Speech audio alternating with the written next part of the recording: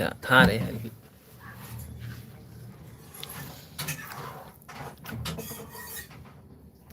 Mukhang tamtam na ulo.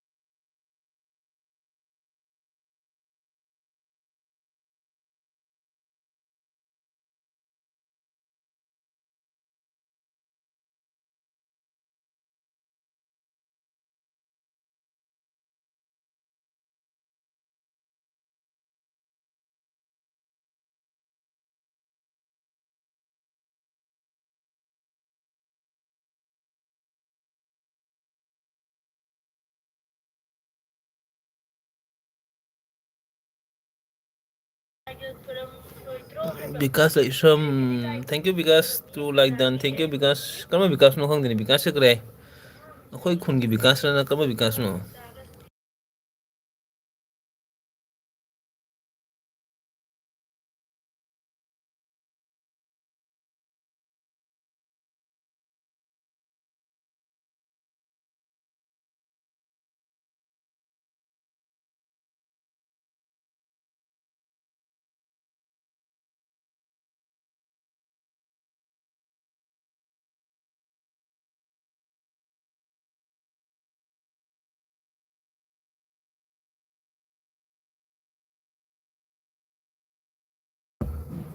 ima chele sabiro ima because like some guy ima ai kare gi mana bani ga khalu ni because like some guy na account kya hange chele sabi nang bo ai gyan min ta de nang account se bo account kya ga hangi no ai kare ai gi mana bani ga haina khali ne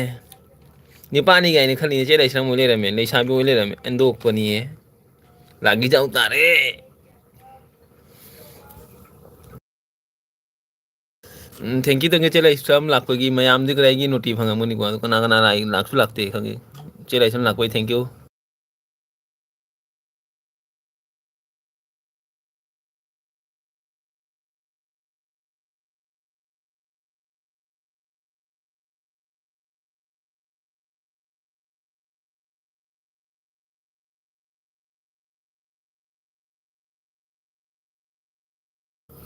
oh chele sam sina phone number ai kare ai di kare to ko ai mana mani ga khalu le na kare account jam le ramini account se di likla ge account no kare kare account mi am le ramini yupa kemsi kana mayan tu yan to ye chele sabi chele sabi de kari mathel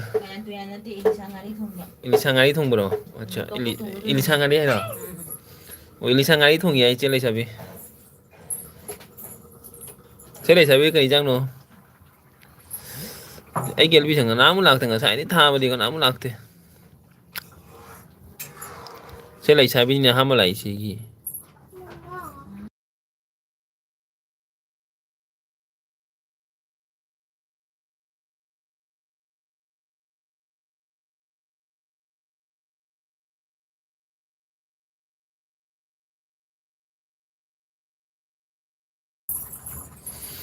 chele sabi cha di na thong ye ji ga chang jang lo ji de thong yi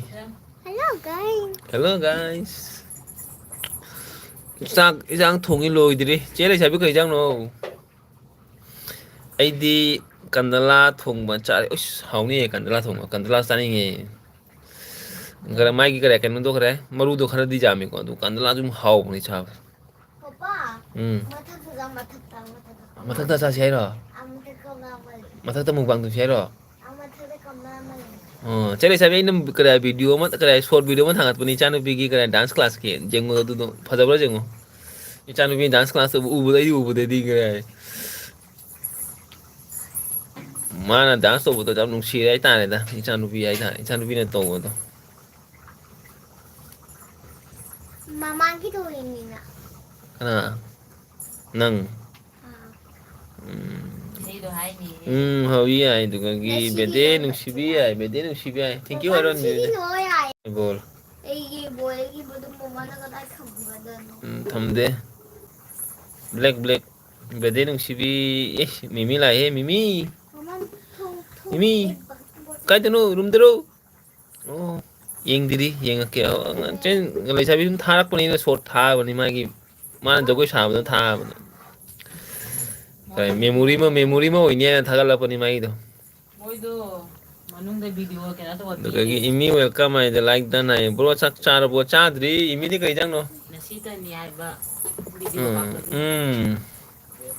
video to ba room dani bro ai okay thank you because I think because che lai sabi ni because che kare date he ini license block Jina.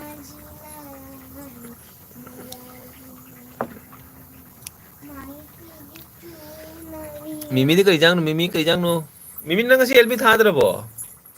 nang de LB tha bo ni si LB u di ne Do se thong. Aji kono ta ke ai tha ge babai shot ta babai shot tha ge nung jing ani ni oi na imi che lai sam ni ba Asi kanan gusto hay ba? No. Ay gasto. Nanti ya baka na. Kasi nang kangro ko sa akin na. Ang ngayon na si Saboy din. Ay kang ba? khang de di pak na oi de Sado ko dahil. Tao no.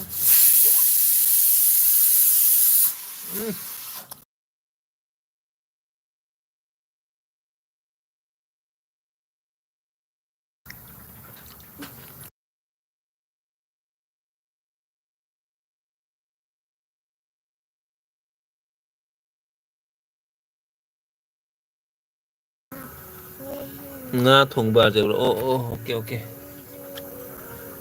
nga thong ba haw ni he ji te kare nam da ni na kare phading hap ta laga du gi full gobi do hap ta laga mula kare hap ta laga thong mo das haw ni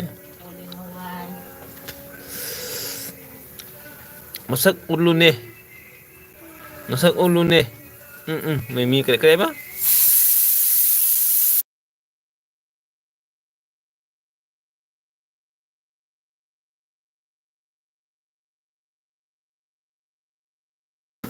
ai cha khum di ma pan tho ge kare cooker gi mo khona ho le cha khum da le be cooker mo khona ga Boy day. Baka ano dali. cha khum da le be kare cooker mo khon ba adu mo khon nei nga thong ba jam ro masak ulu cái hay nó chơi lên xem cái hay nó ngắt tắt nào khó chơi lên xem mini tarang à có mini tarang thằng nào sao cô cái nào khó ấy cái này chắc không được liền nên tôi sao cũng tự đi chắc không được cái này cái nụ pita khara health to vidi mà cha thong một khốt bao khara health to vidi ni nè tôi nghĩ chắc không được liền nè bolo kari jang no mayan tiyan nupigi seba tawbase waine bo Kaya ba ito ba? kare kare sonda ai room chala ge nang sonda nang kitchen room da lai guna ai sonda da kitchen da lai de kitchen room ta ge chakum da lai de kare nang gi kare chaki mo khonse tal le boro kai jang no kare mayan tian tawi ya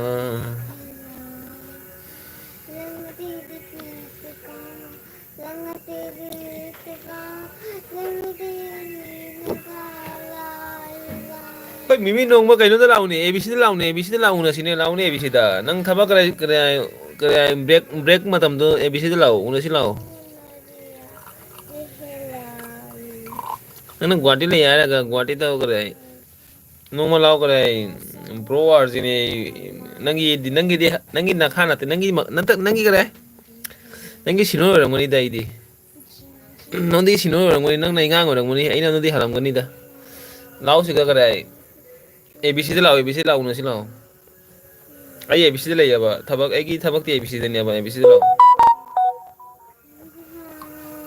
law chen man yai na una si kaino phata ba khal da una ba te ko chen man yai na una si law nang so gwa de lai bani na sum grai chen man yai na miti ma cha man yai na sum si na no bani hai mani da chak tok lak pada ten ta re aduna tha dre o Ajiga yelbi tharadi heng hagot pa thengani bro hoi chumi du su duty matam na di kare chat pata bani nan duty di thenga di kare mapuna nga khani kai gi theng lai noi na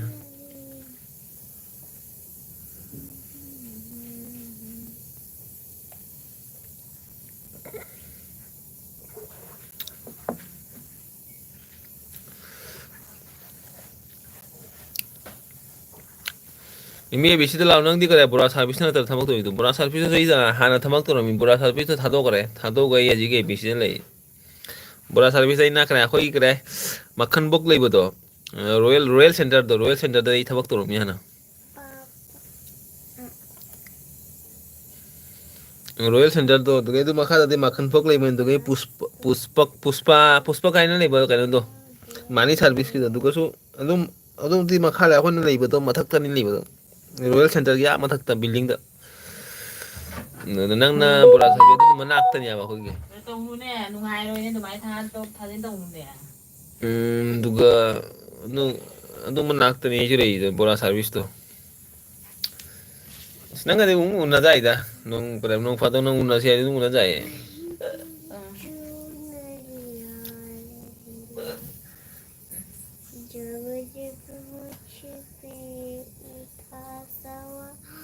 ꯑꯗꯨꯗꯤ ꯑꯩꯈꯣꯏ ꯔꯨꯝꯗ ꯂꯥꯛꯑꯣ ꯃꯤ ꯑꯩꯈꯣꯏ ꯔꯨꯝꯗ ꯃꯤꯃꯤ ꯑꯩꯈꯣꯏ ꯔꯨꯝꯗ ꯂꯥꯛꯑꯣ ꯑꯩꯈꯣꯏ ꯔꯨꯝꯗ ꯂꯥꯛꯑꯒ ꯅꯣꯡꯃ ꯀꯔꯤ ꯍꯥꯏ ꯆꯥꯛ ꯆꯔꯥ ꯑꯃ ꯆꯥꯁꯤ ꯀꯔꯤ ꯏꯅꯦ ꯑꯃ ꯀꯧꯗꯣꯏꯔꯥ ꯀꯔꯤ ꯀꯧꯗꯣꯏꯅꯣ ꯑꯁꯥ ꯀꯧꯗꯣꯏꯔꯥ ꯀꯔꯤ ꯀꯧꯗꯣꯏ ꯑꯁꯥ ꯁꯤꯁꯇꯔ ꯀꯧꯗꯣꯏꯔꯥ ꯀꯔꯤ ꯀꯧꯗꯣꯏꯅꯣ ꯀꯧꯔꯣ ꯂꯥꯛꯑꯣ ꯑꯩꯈꯣꯏ ꯔꯨꯝꯗ ꯂꯥꯛꯑꯒ ꯆꯥꯛ ꯆꯥꯁꯤ ꯂꯥꯛꯑꯣ ꯅꯪꯅꯗꯤ ꯕ꯭ꯔꯣ ꯀꯧꯕꯅꯤꯅ ꯑꯗꯨꯒ ꯅꯪꯗꯤ ꯑꯁꯥ ꯀꯧ ꯇꯥꯕ ꯑꯁꯥ ꯁꯤꯁꯇꯔ ꯀꯧ ꯇꯥꯕꯅꯤ ꯀꯩꯅꯣꯅꯦ ꯑꯁꯥ ꯂꯥꯏꯕꯛ ꯐꯕꯤ ꯒꯥꯏꯅꯦ ꯑꯩꯉꯣꯟꯗ ꯏꯃꯥ ꯏꯄꯦꯝꯃ ꯀꯅꯥ ꯍꯥꯏꯅꯣ ꯏꯆꯦ ꯂꯥꯏꯁ꯭ꯔꯝꯅ ꯑꯁꯥ ꯂꯥꯏꯕꯛ ꯐꯕꯤ ꯒꯥꯏ ꯀꯥꯏꯗꯅꯣ ꯑꯁꯥ ꯂꯥꯏꯕꯛ ꯐꯕꯤ ꯑꯁꯥ ꯂꯥꯏꯕꯛ ꯐꯕꯤꯒ ꯍꯥꯏꯈꯔꯦ ꯇꯦꯕꯨꯜꯗ ꯐꯝ ꯂꯩꯔꯒ ꯆꯥꯛꯁꯨ ꯊꯣꯡꯗꯦ ꯆꯤꯌꯥꯔꯗ ꯂꯥꯏꯕꯛ ꯐꯩ ꯀꯔꯤ ꯑꯩꯅ ꯈꯔ ꯌꯥꯎꯕꯤꯔꯤꯅꯤ ꯆꯦ ꯂꯩꯁꯥꯕꯤ ꯑꯗꯨꯒꯤꯅꯤ ꯃꯆꯤꯟꯗ ꯇꯅꯤ ꯏꯟꯁꯥꯡ ꯆꯥꯎꯕꯤꯔꯤꯗꯣ ꯊꯣꯛꯂꯛꯄꯅ ꯑꯗꯨꯗꯒꯤ ꯍꯧꯖꯤꯛ ꯅꯨꯡꯉꯥꯏꯔꯤꯕꯣ ꯑꯗꯨꯗꯒꯤ ꯅꯨꯡꯉꯥꯏꯔꯤꯌꯦ ꯆꯦ ꯑꯠꯆꯥ ꯀꯣꯃꯦꯟꯁꯦ ꯍꯥꯟꯅ ꯄꯤꯔꯛꯎꯅꯦ ꯀꯣꯃꯦꯟꯁꯦ ꯌꯥꯝ ꯇꯞꯈ꯭ꯔꯦꯗ ꯅꯣꯏ ꯀꯣꯃꯦꯟꯁꯦ ꯉꯥꯏꯕ ꯋꯥꯔꯦꯗ ꯁꯤꯗꯤ ꯀꯩꯅꯣ ꯄꯥꯅꯤ ꯑꯣꯏꯒꯤꯁꯤꯗꯤ ꯑꯩꯈꯣꯏ ꯆꯦ ꯂꯩꯕꯅꯤ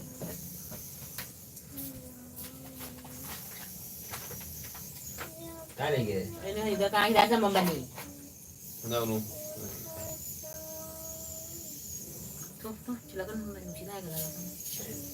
ꯕꯤꯛꯇꯤ ꯕꯣꯛꯁꯇ ꯂꯩꯕꯅꯤ ꯑꯩꯅ ꯍꯧꯖꯤꯛꯇ ꯄꯥꯏꯔꯝꯃꯤꯕ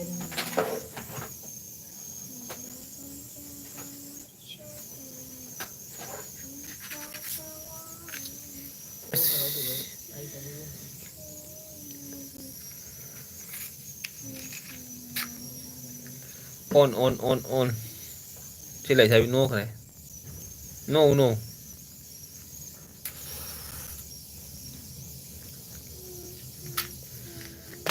ꯑꯃ ꯆꯦꯗꯣ ꯆꯦꯗꯨꯒ ꯊꯥꯗꯧ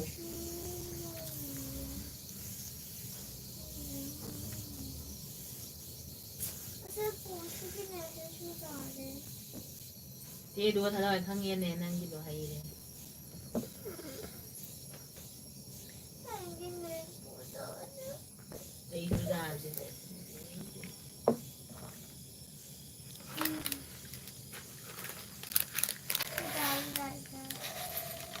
ꯍꯣꯏ ꯇꯥꯕ꯭ꯔꯣ ꯍꯥ ꯍꯥꯏꯌꯨꯅꯦ ꯆꯦꯗꯨꯒ ꯊꯥꯗꯧ ꯇꯞꯊꯒꯂꯨ ꯁꯎꯟꯗꯣ ꯇꯨꯝꯃꯣ ꯄꯨꯡ 10 ꯍꯦꯜꯂꯦ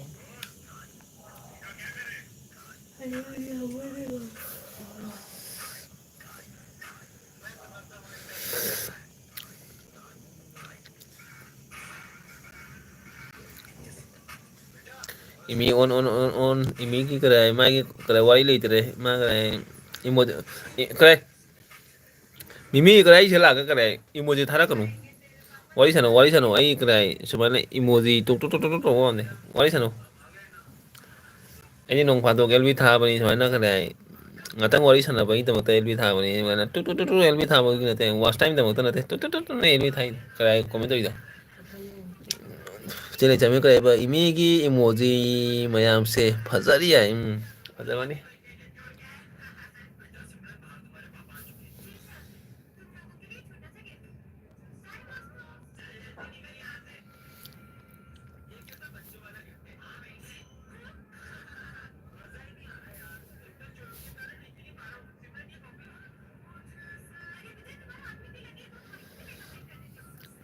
ꯆꯦ ꯂꯩꯁꯥꯕꯤ ꯅꯪꯒꯤ ꯀꯔꯤ ꯃꯦꯟ ꯑꯦꯀꯥꯎꯟꯗꯣ ꯀꯗꯣꯝꯗ ꯆꯠꯈ꯭ꯔꯒꯦꯅꯦ ꯅꯪ ꯃꯦꯟ ꯑꯦꯀꯥꯎꯟꯗꯣ ꯀꯅꯥ ꯀꯔꯝꯕ ꯂꯩꯀꯥꯏꯗ ꯂꯩꯒꯦꯅꯦ ꯑꯗꯨ ꯃꯦꯟ ꯑꯦꯀꯥꯎꯟꯗꯣ ꯂꯥꯛꯎꯅꯦ ꯃꯦꯟ ꯑꯦꯀꯥꯎꯟ ꯂꯥꯛꯑꯗꯤ ꯅꯨꯡꯉꯥꯏꯅꯦ ꯌꯦꯡꯕꯗ ꯎꯕꯗ ꯅꯨꯡꯉꯥꯏ ꯃꯦꯟ ꯑꯦꯀꯥꯎꯟꯗꯣ ꯂꯥꯛꯎꯅꯦ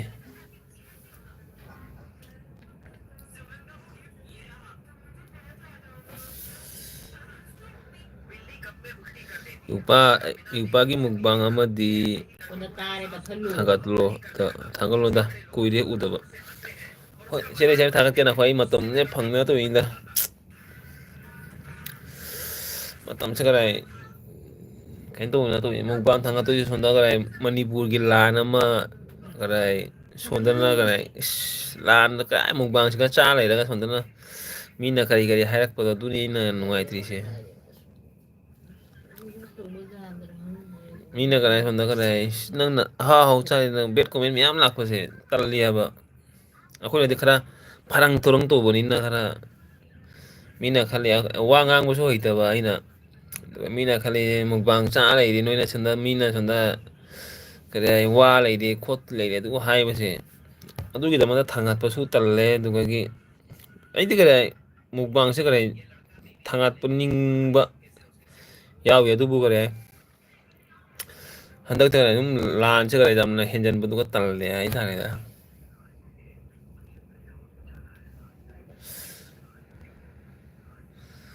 akhona cha bani na mina uraga usitta ba type tat mana re ba du gi da ma tal le manina thangadi du di chele sa mi gi wakhali ko di ai gi wakhana di mana nungai te ba mina sama waraga ai wakhala nungai te ai na kare chele sa be na kare ungini mina de kare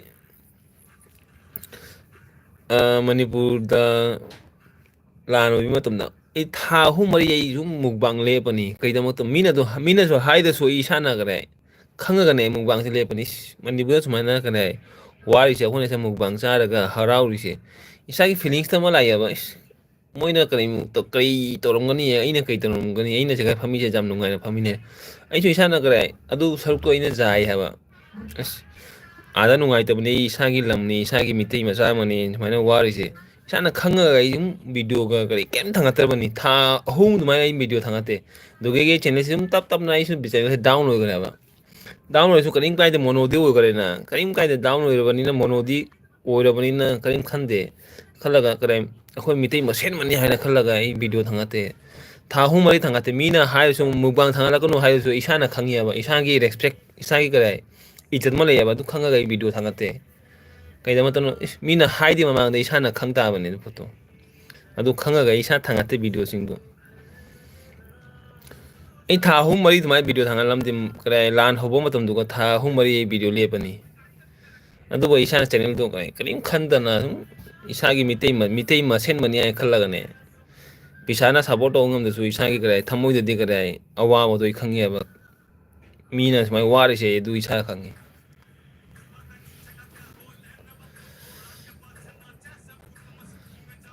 mimi no kare imi mami edu emoji thari ni egi icha mayam ni broda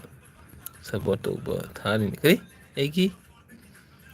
iche mayam ni broda support ba thari ni aishu lohongbagi thagadi dudi ho chale sabe du de kai mate lohongba kare sum blog to bodi to ngali ko cha ba khot po mini ora ga kare aina wa lai daga nang na thibong du ka haw sa de hairakani ba khene ya ba che lai sa bi gi kana video ga ai gi video ga khene ya ba che lai sa bi na blog ni ai gi de di kana na mathibong cha ba ni na mis nang na thibong haw sa de hairakani ba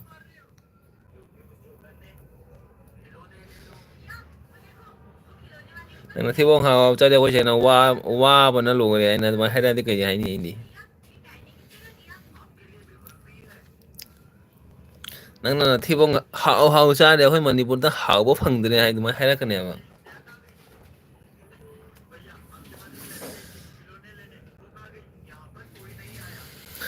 hello Prakash kai de Prakash na sikana ibai nungai ri bo uide he ibai ude ba che tan to ka ja khara ge as hai gare sorry ai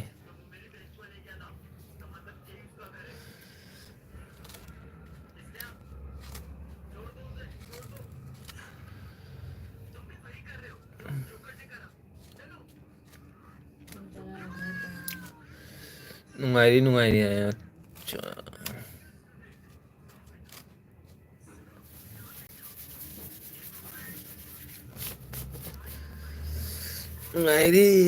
nungai ri ibai kai thabak tara dum dro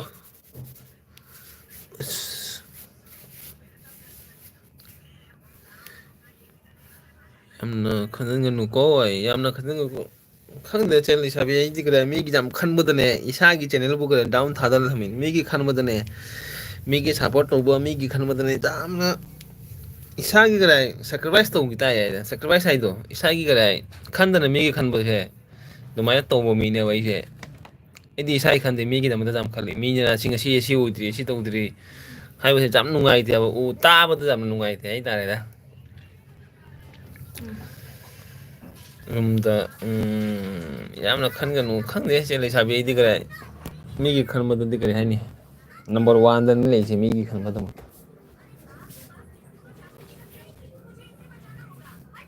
ꯑꯃꯨꯛ ꯍꯧꯔꯦꯅꯦ ꯃꯥ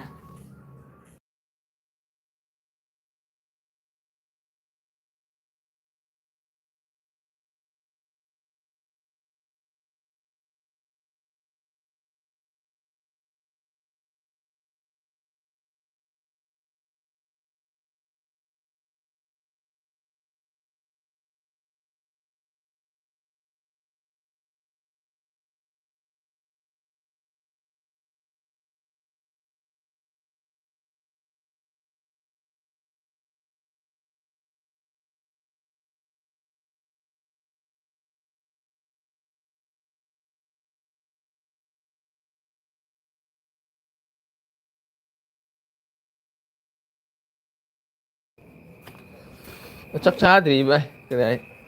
ꯀꯩꯅꯣ ꯇꯧꯔꯤ ꯃꯌꯥꯟ ꯇꯨꯌꯥꯟ ꯇꯧꯔꯤ ꯚꯥꯏ ꯏꯕꯥꯏꯗꯤ ꯀꯩ ꯃꯊꯦꯜꯅꯣ ꯑꯩ ꯂꯥꯛꯑꯦ ꯍꯧꯖꯤꯛ ꯒꯦꯠꯇ ꯁꯛꯁꯤꯗꯤ ꯐꯖꯗꯕꯅꯤꯀꯣ ꯋꯥꯔꯧꯕ ꯌꯥꯅ ꯁꯛ ꯐꯖꯗꯦ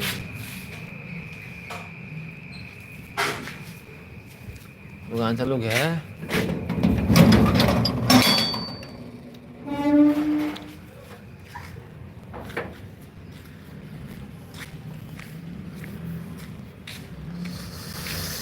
ꯋꯥꯏ.ꯇꯤꯒꯤ ꯗ꯭ꯌꯨꯇꯤꯅꯤ ꯚꯤꯗꯤꯑꯣ ꯊꯥꯒꯠꯄꯁꯦ ꯚꯤꯗꯤꯑꯣ ꯊꯥꯒꯠꯇ꯭ꯔꯗꯤ ꯀꯃꯥꯏꯅ ꯇꯧꯅꯤ ꯆꯦ ꯂꯩꯁꯥꯝ ꯆꯨꯝꯃꯦ ꯑꯗꯨꯁꯨ ꯀꯔꯤ ꯍꯥꯏ ꯊꯥꯡꯒꯠꯇ꯭ꯔꯦ ꯍꯥꯏꯗꯨꯁꯨ ꯃꯤꯒꯤ ꯃꯃꯥꯡꯗ ꯊꯣꯛꯄꯁꯦ ꯌꯥꯝꯅ ꯀꯩ ꯇꯥꯔꯦꯗ ꯃꯇꯝꯅ ꯇꯧꯕ ꯃꯇꯝꯅ ꯀꯔꯤ ꯍꯥꯏ ꯑꯩꯈꯣꯏꯁꯦ ꯃꯇꯝꯅ ꯀꯔꯤ ꯍꯥꯏ ꯀꯩꯅꯣ ꯇꯧꯕꯅꯤ ꯃꯇꯝꯅ ꯑꯩꯈꯣꯏꯁꯦ ꯀꯔꯤ ꯇꯞꯊꯕꯅꯤꯅꯦ ꯃꯇꯝꯅ ꯇꯞꯊꯕꯅꯤ ꯍꯥꯏꯇꯥꯔꯦ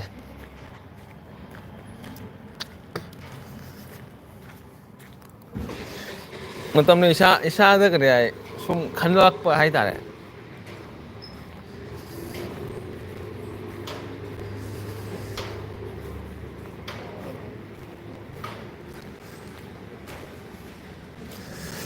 ꯆꯝꯊꯣꯡ ꯑꯣꯏꯅ ꯆꯥꯔꯦ ꯀ꯭ꯋꯥ ꯆꯥꯕ ꯆꯠꯂꯤꯔꯣ ꯀ꯭ꯋꯥ ꯆꯥꯕ ꯆꯠꯂꯤꯔꯣ ꯍꯥꯏꯅ ꯗꯨꯀꯥꯟꯗ ꯂꯥꯛꯏꯅꯤ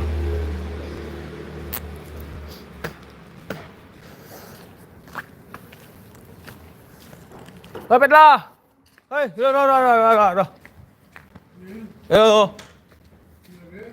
বস্তু দে এটা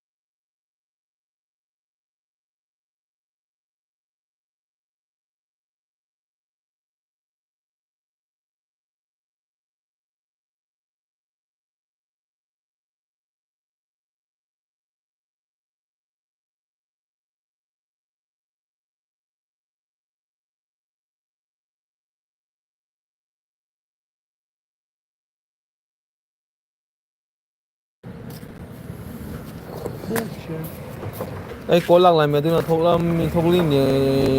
ꯎꯔꯦ ꯉꯥꯏꯍꯥꯛ 우유를 nga acha mimi uyu ba acha ibai hai ai kare no ko imi nungai ri bo hai do kari kwa noi kai di kwa noi kwa sai na te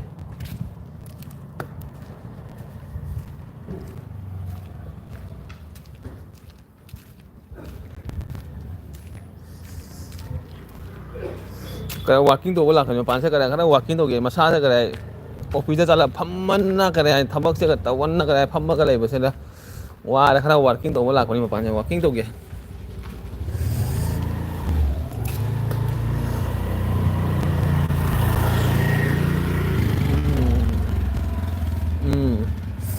nungai ri bai kari jang sa cái bai cái nó tay mimi cái trăm thùng sai hay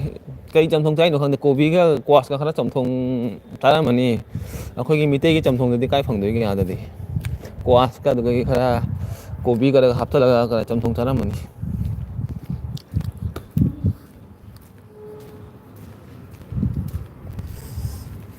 imi trăm thùng mình trái ông trăm thùng cái trái là được cái quạt cái được cô vi cái khá hấp thở là trăm thùng trái là mà nè một bài lấy cho nó xa mà nè cái nó pan lấy về gì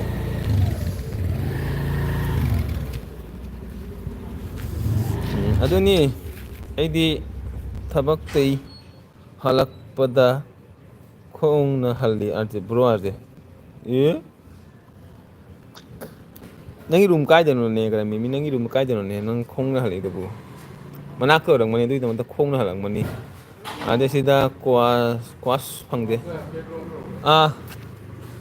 ai lon ga da de kara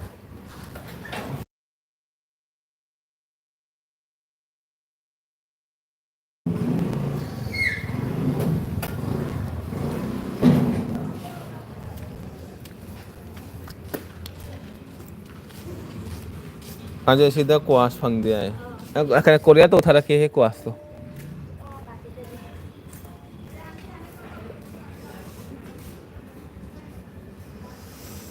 apsara da acha apsara de nagi kare kanu de bora service te kare flyover ma lando ga apsara phange na adu cha jai da wari sana ga hero ga wari sana ta pa jai da kai de natre mi hero ga wai sana laga kare phone da wai sana laga sum ta pa ja le kai na du dam thap te na kai na bora service te gi kare apsa sabu wari ni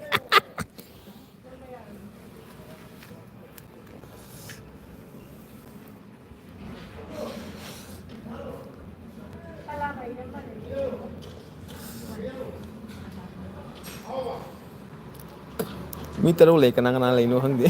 ipa chắc làm gì bộ cái trên lấy sao biết cha thì mà sai cái momo cái cha sale cái gì cha qua mà pan cái cha sale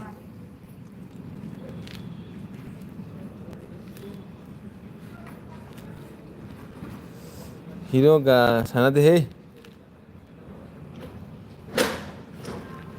kri hero ga sana de villain ga sana ga chat kani hai mai kani ba hero ga sana de villain ga sana ga chat kani hai ua villain ga wai sana ba ocha hero na thene villain ni ne nanga wai sana she acha villain acha villain ga wai sana manu ngai bro hey मैं तेरे को अभी इधर लेके आऊंगा इधर तेरे को मारूंगा ये तो मैं villain ga wai sana चलेंगी ने अच्छा Sabi kay no drop to bi drop to bi ni kay no ha lai sabi ni na khoi di kare asi hanu phara bani kay no khoi di kare ji matam sina yaad re hai da re da gunda ga adun ai da gunda villain ai da gunda ni kay no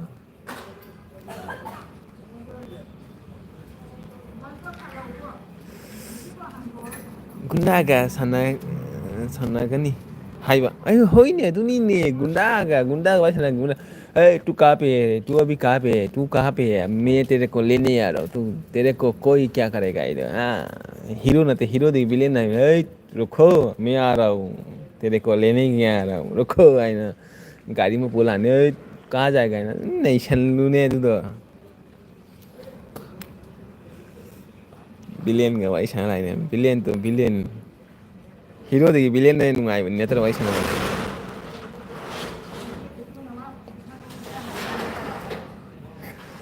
ꯀꯔꯦ ꯏꯕꯥꯏ ꯑꯩꯁꯨ ꯁꯦꯝꯃꯦ ꯑꯗꯨꯒꯤ ꯑꯦꯜꯕꯤ ꯊꯥꯔꯤꯁꯦ ꯄꯨꯡ ꯀꯌꯥ ꯐꯥꯔꯦ ꯄꯨꯡ ꯀꯌꯥ ꯐꯥꯔꯦ ꯍꯧꯖꯤꯛꯇ ꯂꯥꯛꯏꯔꯣ ꯇꯨꯝ ꯍꯧꯒꯠꯂꯥꯛꯏꯔꯣ ꯍꯧꯖꯤꯛꯇ ꯏꯕꯥꯏꯅ ꯆꯥꯛ ꯊꯣꯡꯉꯝꯒꯅꯤꯅꯦ ꯑꯩ ꯈꯪꯉꯤꯅꯦ ꯏꯕꯥꯏꯅ ꯆꯥꯛ ꯊꯣꯡꯉꯝꯃꯅꯤ ꯑꯗꯨꯗꯒꯤ ꯏꯆꯦ ꯇꯅꯨꯅ ꯍꯥꯎ ꯍꯥꯎꯅ ꯆꯥꯔꯒ ꯉꯥꯛꯇꯪ ꯂꯩꯔꯒ ꯑꯦꯜꯕꯤ ꯊꯥꯔꯅꯤ ꯋꯥꯈꯜ ꯀꯌꯥ ꯅꯨꯡꯉꯥꯏꯔꯤꯅꯣ ꯇꯧꯔꯤꯁꯦ ꯌꯦꯡꯉꯨꯅꯦ ꯅꯨꯡꯉꯥꯏꯌꯨ ꯅꯨꯡꯉꯥꯏꯌꯨ ꯏꯕꯥꯏꯅ ꯆꯥꯛ ꯊꯣꯡꯉꯒ ꯀꯔꯤ ꯍꯥꯏ ꯏꯆꯦ ꯇꯅꯨꯅ ꯀꯔꯤ ꯍꯥꯏ ꯐꯝꯃ ꯆꯥꯊꯕ ꯑꯁ ꯅꯨꯡꯉꯥꯏꯔꯤꯅꯦ ꯅꯪ ꯅꯨꯡꯉꯥꯏꯔꯤꯁꯦ ꯅꯨꯡꯉꯥꯏꯔꯤꯅꯦ ꯏꯕꯥꯏꯅ ꯆꯥꯛ ꯊꯣꯡꯉꯒ ꯏꯆꯦ ꯇꯅꯨꯅ ꯂꯥꯛꯑꯒ ꯍꯥꯎꯅ ꯆꯥꯊꯣꯛꯇꯣꯏꯕ ꯅꯨꯡꯉꯥꯏꯔꯤꯅꯦ ꯅꯪ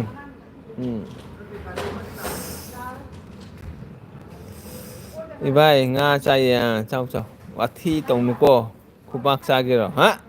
ꯋꯥꯊꯤꯔꯣ ꯑꯆꯨꯝꯕ ꯋꯥꯔꯤꯅꯦ ꯉꯥꯡꯉꯤꯁꯦ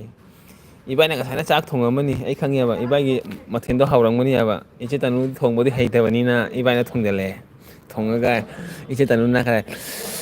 ꯍꯥꯎꯏꯍꯦ ꯑꯩꯒꯤ ꯍꯤꯔꯣꯅ ꯆꯥꯛ ꯊꯣꯡꯕ ꯉꯁꯤ ꯍꯥꯎꯔꯤꯌꯦ ꯍꯥꯏꯗꯅ ꯀꯔꯦ ꯐꯖꯅ ꯂꯦꯛꯁꯜꯂꯝꯃꯅꯤꯅꯦ ꯑꯗꯨꯒ ꯀꯔꯤ ꯍꯥꯏ ꯂꯥꯁꯇ ꯀꯔꯤ ꯏꯆꯦ ꯇꯅꯨꯒꯤ ꯃꯃꯤꯡ ꯂꯥꯛꯇꯣꯏꯕ ꯑꯩꯅ ꯆꯥꯛ ꯊꯣꯡꯉꯤꯅꯤꯍꯦ ꯆꯝꯊꯣꯡ ꯊꯣꯡꯉꯤꯅꯤ ꯍꯥꯎꯔꯝꯕꯅ ꯍꯥꯏꯅ ꯑꯦꯜꯕꯤꯗ ꯂꯥꯛꯑꯦ ꯂꯥꯛꯁꯟꯒꯅꯤꯅꯦ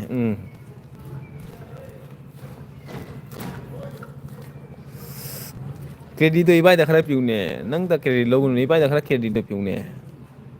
ꯏꯕꯥꯏꯅ ꯊꯣꯡꯉꯤ ꯍꯥꯏꯗꯣ ꯈꯔ ꯍꯥꯏꯖꯜꯂꯨꯅꯦ ꯀꯩꯅꯣ ꯑꯩꯈꯣꯏꯁꯨ ꯀꯗꯥꯏ ꯇꯥꯕꯗ ꯍꯔꯥꯎꯅꯤꯅꯦ ꯏꯕꯥꯏꯅ ꯆꯥꯛ ꯊꯣꯡꯉꯤꯑꯦ ꯉꯁꯤꯗꯤ ꯍꯥꯏꯅ ꯑꯁ ꯀꯅꯥ ꯑꯩ ꯆꯥꯛ ꯊꯣꯡꯉꯤꯍꯦ ꯑꯩꯅ ꯊꯣꯡꯉꯤꯅꯤꯅꯦ ꯍꯥꯎꯔꯝꯕꯅꯒ ꯍꯥꯏꯖꯜꯂꯒ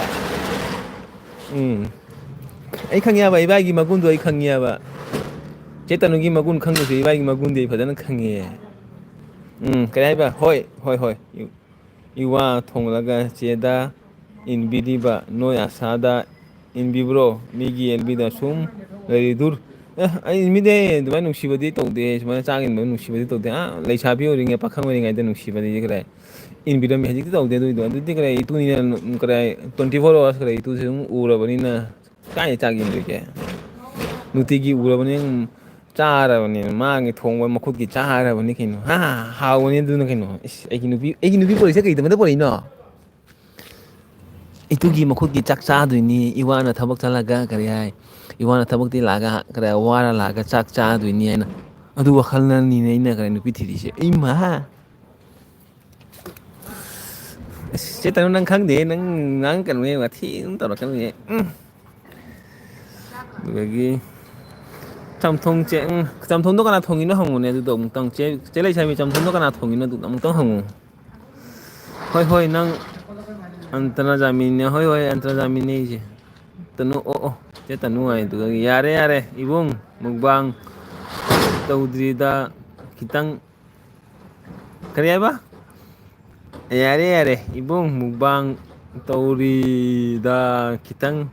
ꯏꯟꯕꯤꯕꯗꯣ ꯑꯁ ꯀꯥꯏꯗꯩꯅꯣ ꯑꯩ ꯏꯟꯕꯤꯗꯦꯍꯦ ꯑꯩ ꯑꯗꯨꯃꯥꯏꯅ ꯏꯟꯕꯤꯗꯦ ꯑꯩ ꯃꯨꯛꯕꯥꯡꯗ ꯑꯩꯒꯤ ꯅꯨꯄꯤꯗ ꯀꯅꯥ ꯆꯥꯛ ꯏꯟꯕꯤꯗꯦꯍꯦ ꯉꯁꯤꯐꯥꯎꯕ ꯑꯩ ꯆꯥꯛ ꯏꯟꯕꯤꯕ꯭ꯔꯥ ꯑꯩ ꯅꯨꯄꯤꯗ ꯏꯟꯕꯤꯗꯦ ꯑꯩ ꯅꯨꯄꯤꯗ ꯆꯥꯛ ꯏꯟꯕ ꯉꯁꯤꯐꯥꯎꯕ ꯎꯕ꯭ꯔꯥ ꯑꯩꯒꯤ ꯚꯤꯗꯤꯑꯣꯗꯒ ꯑꯩ ꯅꯨꯄꯤꯅ ꯆꯥꯛ ꯏꯟꯕꯤ ꯀꯥꯏꯅ ꯏꯁ ꯑꯩ ꯅꯨꯄꯤꯗꯒꯤ ꯊꯃꯣꯏꯗ ꯅꯨꯡꯁꯤꯕꯅꯤꯅꯦ ꯃꯄꯥꯟꯗ ꯅꯨꯡꯁꯤꯕ ꯅꯠꯇꯦ ꯊꯃꯣꯏꯗꯤ ꯅꯨꯡꯁꯤꯕꯅꯤ ꯃꯅꯨꯡꯗ ꯅꯨꯡꯁꯤꯕꯗꯤ ꯍꯩꯇꯕ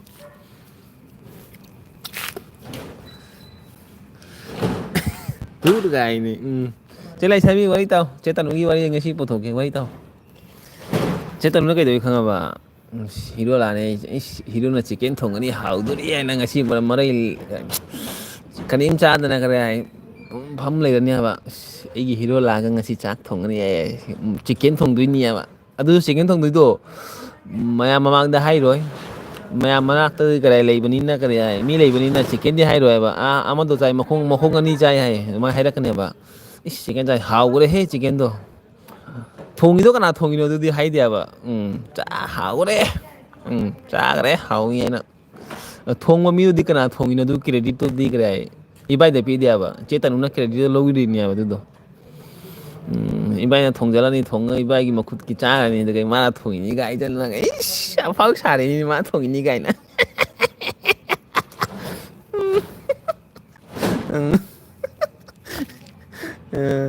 Chứ tao nói wari ta sih ko mayam. Wari ay kaya kanu wala ko ba kaya mayam ta sih. Kaya bro ay chal lage heng nang ko tine kona muk thing na si kaya lai sabi chalo kona una si. Chứ tao nói asani ay. Asani.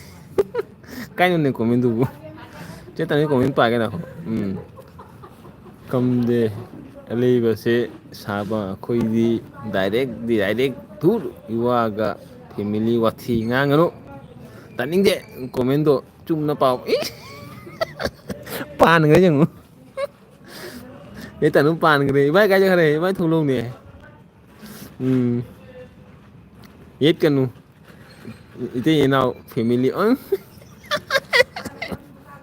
Đừng cái này Mimi bye bye tu lagi bye bye mayam good night asa nungai di boy nungai di asa nungai di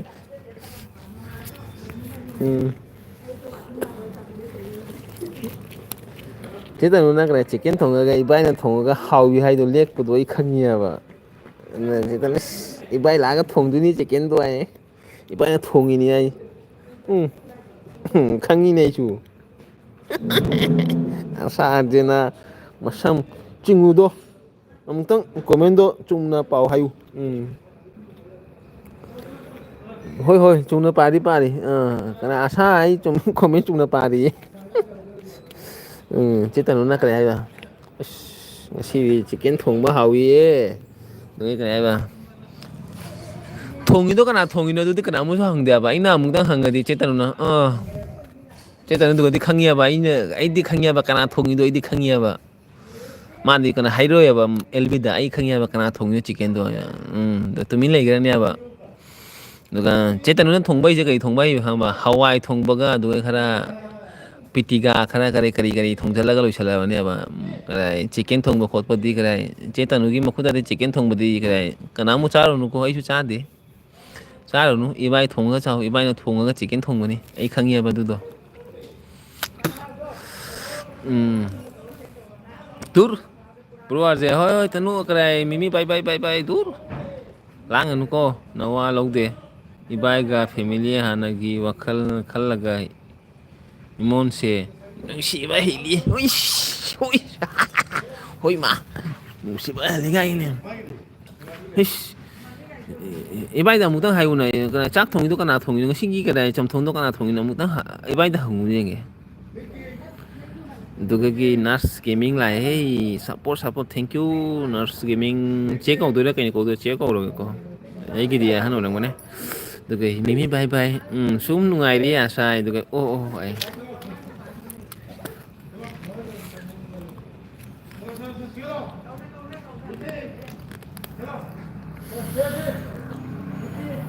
Mayam chế ta nói cái comment bao hết mayam ấy ba tụi mayam là xuống chung nó bao cô ấy ba cái comment thế đừng Aigi iwa na thong laga noi saksa bro noi di nungsi na tro ish ui ma ui nungsi he aigi nubi di kray aigi nubi da bukan nungsi na kana lidu kini aigi nubi da di kray tum ho laga ai nubi na chak thong ga pizza laga ai saksa chali ne do ga ai akom nungdang laga itu na chak thongi adun ni ne nungsi ba ai aigi itu na di Chak thongi ai đi chak thong để cái nó thong bây giờ chalin này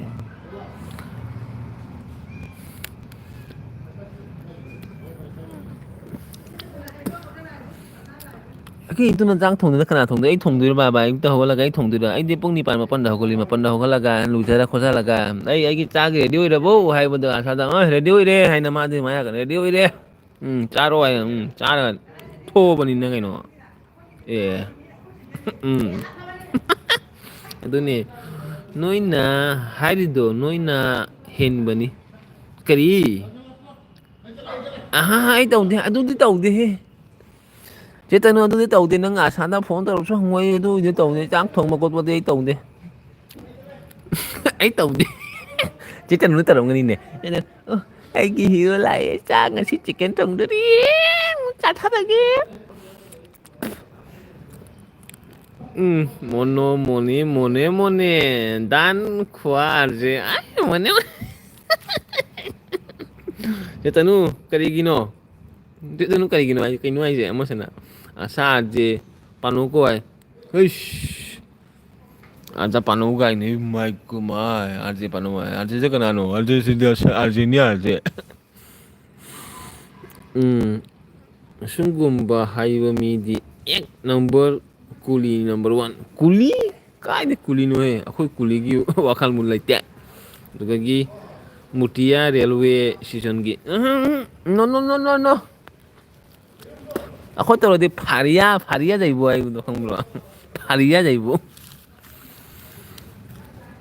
asa aje panu ko ai wali lore loidiri wari tausi chetanu gi wari tausi na ko wari loidiri wali asa chak lore boy lore chak lore haji chak sa do bane haji ai gate lai to gate asa chak lore boy gate lai chetanu no no ibai na kara ngasi chamthong pijara bani na harau ra mani ne ibai na thong chamthong pijara bani na harau ra mani ngasi haura chetanu ibai na kara chamthong thong mo do ai su nong ma kare bai isigala gwati da la kan ai su nong ma ibai ki kare ma khut ki chak sa thari ri chicken thong bani chicken na cha loi pork cha ke ok thong cha ke cái ba yare noi chakli ro te inau gi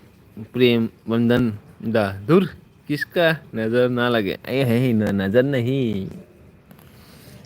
नजर नती करी चाक तुई बा high बनिया बा reality दो वारी high बनिया बा चाक बनते है बा वारी हाई बनिया बा इबाई ना थोंगो तो हाई हाई उने चेतन इबाई ना थोंगो हिजांग तो हाई हाई उने मुतंग हाई उने ने या अदु ने पामी से आजे की नजर चंगले इते इनाउ से नजर चंगमते 이번에 동의 하이보다 근데 크레딧 하이와 이번에 동고 생각이 하위에 아무튼 하이와 제단 우기 알비다 이나 한게 봐 이번에 그래 이장도 하우라 이나 한게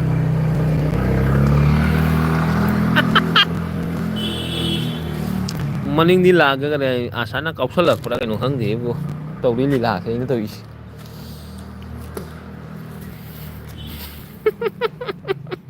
आसा उरबो से एलबी नि हाइना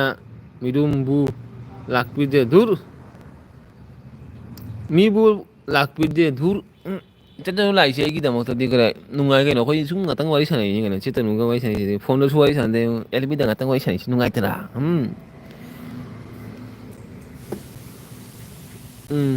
bye good night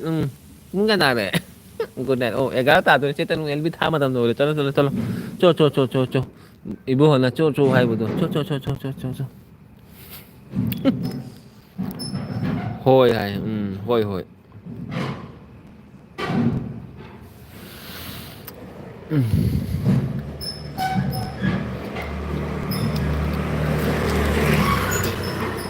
Kita nu sikat dugaan man to gitu dugaan man lide gitu ba dugaan hang ya khoi gi jum mana ka dugaan ma hang gitu mintai gi kari ma thau ta ba thoi he phangani mayam na kare ai ganesh goi da la ri mayam se ga lak piu mintai gi kare any product mintai gi any product se ga phangjani ai advertisement to ge si ge advertisement on da hai re bai on to ai bai kona to ge na mai hai ai matam phang di ai nai mai hai un ya sidagi kare product se ga loi phangani mintai gi kare chinjak kai to ngangari kari phadigom kari loi kare nakupi loi he phangani mayam na kare gwati da la de si maham da lak piu ganesh guri da se la ga se phangjani si dugan ni se hang du se tu dugan ora ba si dugan hang ani mayam se lak piu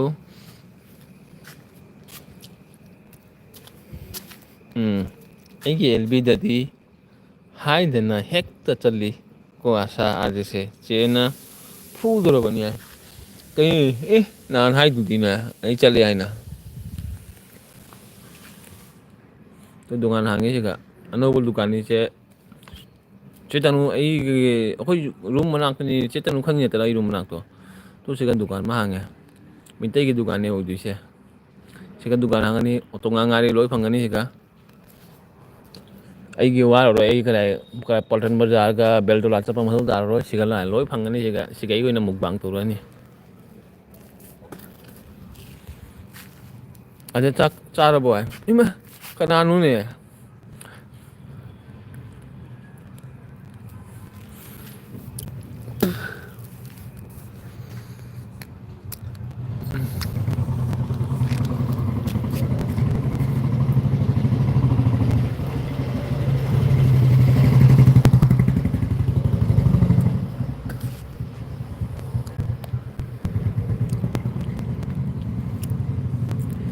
ꯆꯦꯇꯦꯅꯨ ꯀꯩꯅꯣ ꯇꯧꯔꯣ super ꯆꯥꯠ 1,000 ꯑꯃ ꯇꯧꯔꯁꯤꯅꯦ ꯃꯌꯥꯝꯅ 1,000 ꯑꯃ super ꯆꯥꯠ ꯇꯧꯔꯦ ꯅꯪ 1,000 ꯑꯃ super ꯆꯥꯠ ꯇꯧꯔꯁꯤꯅꯦ ꯉꯝꯕ꯭ꯔꯥ ꯌꯦꯡꯒꯦ ꯁꯨꯄꯔ ꯆꯥꯠ ꯇꯧꯕ ꯍꯩꯕ꯭ꯔꯥ ꯌꯦꯡꯒꯦ ꯂꯨꯄꯥ 1,000 ꯑꯃ ꯁꯨꯄꯔ ꯆꯥꯠ ꯇꯧꯔꯁꯤꯅꯦ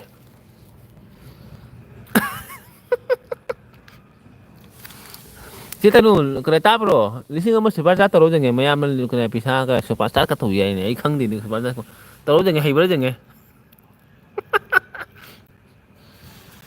ꯇꯧꯔꯁꯤꯅꯦ ꯆꯦꯇꯦꯅꯨ ꯁꯨꯄꯔ ꯆꯥꯠ ꯇꯧꯗꯣꯏꯅꯤ ꯃꯌꯥꯝ ꯉꯥꯏꯌꯨꯀꯣ ꯃꯌꯥꯝ ꯂꯩꯌꯨꯀꯣ ꯆꯦꯇꯦꯅꯨꯅ ꯁꯨꯄꯔ ꯆꯥꯠ ꯇꯧꯗꯣꯏꯅꯤ ꯃꯌꯥꯝ ꯉꯥꯏꯌꯨ ꯗꯨꯀꯥꯟꯅꯤ ꯑꯁꯤ ꯖꯒꯥ ꯃꯤꯇꯩ ꯗꯨꯀꯥꯟ ꯍꯥꯏꯅꯩꯗꯨꯗꯤ ꯃꯊꯛꯇ ꯃꯤꯇꯩ ꯗꯨꯀꯥꯟ ꯒꯅꯦꯁꯒꯨꯔꯤꯗ ꯍꯥꯏꯔ ꯅꯣꯛꯀꯔꯦ ꯆꯦ ꯂꯩꯁꯥꯕꯤ ꯅꯣꯛꯀꯔꯦ ꯑꯩ ꯀꯦꯜꯕꯤꯗꯗꯤ ꯍꯥꯏꯗꯅ ꯍꯦꯛꯇ ꯆꯜꯂꯤ ꯀꯣ ꯑꯁꯥ ꯑꯥꯖꯦꯁꯦ ꯆꯦꯅꯥ ꯐꯨꯗꯣꯔꯕꯅꯤ ꯑꯩ ꯆꯝꯊꯣꯡ ꯆꯥꯕ ꯍꯥꯎꯕ꯭ꯔꯣ ꯆꯦꯇꯦꯅꯨ ꯆꯦ ꯂꯩꯁꯥꯕꯤ ꯀꯔꯥꯏ ꯆꯥꯛ ꯆꯥꯔꯕꯣ ꯄꯨꯡ ꯀꯌꯥ ꯇꯥꯔꯦ ꯊꯦꯡꯉ ꯃꯥꯜꯂꯦꯅꯦ ꯄꯨꯡ 11 ꯇꯥꯗꯣꯔꯦ ꯃꯇꯝ ꯊꯦꯡꯉꯦ ꯆꯥꯛ ꯆꯥꯕ ꯃꯇꯝ ꯌꯧꯔꯦ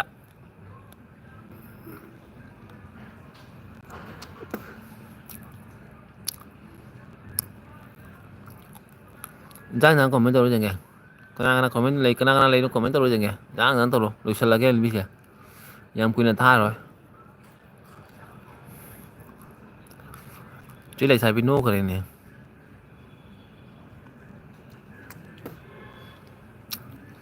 ꯆꯦ ꯂꯩꯁꯥꯕꯤ ꯆꯥꯛ ꯆꯥꯔꯕꯣ ꯑꯩꯁ ꯆꯦ ꯂꯩꯁꯥꯕꯤ ꯆꯥꯛ ꯆꯥꯔꯕꯣ ꯆꯦ ꯂꯩꯁꯥꯕꯤ ꯆꯥꯛ ꯆꯥꯔꯕꯣ ꯀꯔꯤ ꯃꯊꯦꯜ ꯆꯥꯒꯦ ꯍꯥꯏꯕꯤꯔꯣ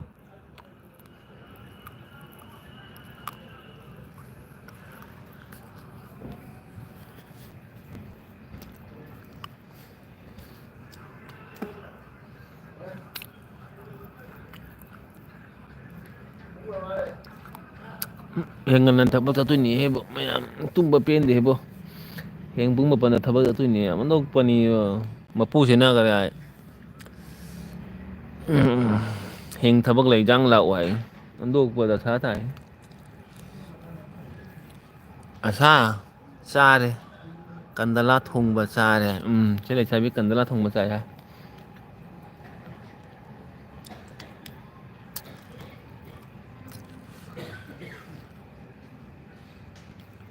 ꯆꯦꯇꯅꯨ ꯀꯔꯥꯏ ꯂꯩꯔꯤꯕꯣ ꯆꯦꯇꯅꯨ ꯂꯩꯔꯤꯖꯦ ꯀꯔꯥꯏ ꯀꯣꯃꯦꯟ ꯑꯃ ꯇꯧꯔ ꯆꯪꯉꯦ ꯆꯦꯇꯅꯨꯗ ꯋꯥꯔꯤ ꯑꯃ ꯍꯪꯒꯦꯅꯦ ꯀꯣꯃꯦꯟ ꯇꯧꯔꯛꯎꯅꯦ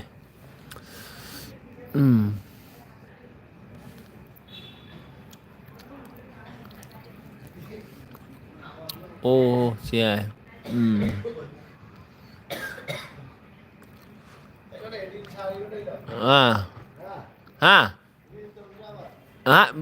ꯚꯤꯗꯤꯑꯣ ꯁꯦꯝꯃꯤꯅꯤꯗ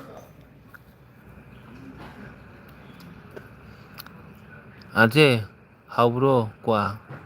ꯏꯁ ꯏꯕꯥꯏ ꯀ꯭ꯋꯥꯗꯤ ꯀꯔꯤ ꯍꯥꯏꯅꯤ ꯊꯋꯥꯏꯅꯤ ꯀꯩꯅꯣ ꯀ꯭ꯋꯥꯗꯤ ꯑꯩꯒꯤ ꯊꯋꯥꯏ ꯍꯥꯏꯇꯥꯔꯦ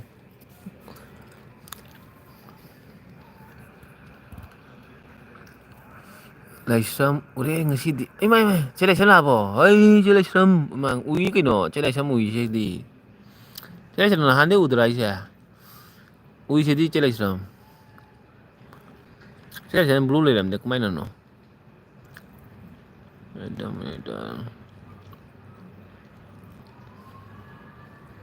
ꯆꯦ ꯂꯥꯏꯁ꯭ꯔꯝ ꯅꯪ ꯅꯍꯥꯟ ꯀꯔꯥꯏ ꯑꯩꯒꯤ ꯂꯥꯏ ꯎꯏꯗꯨꯗꯤ ꯑꯩꯅ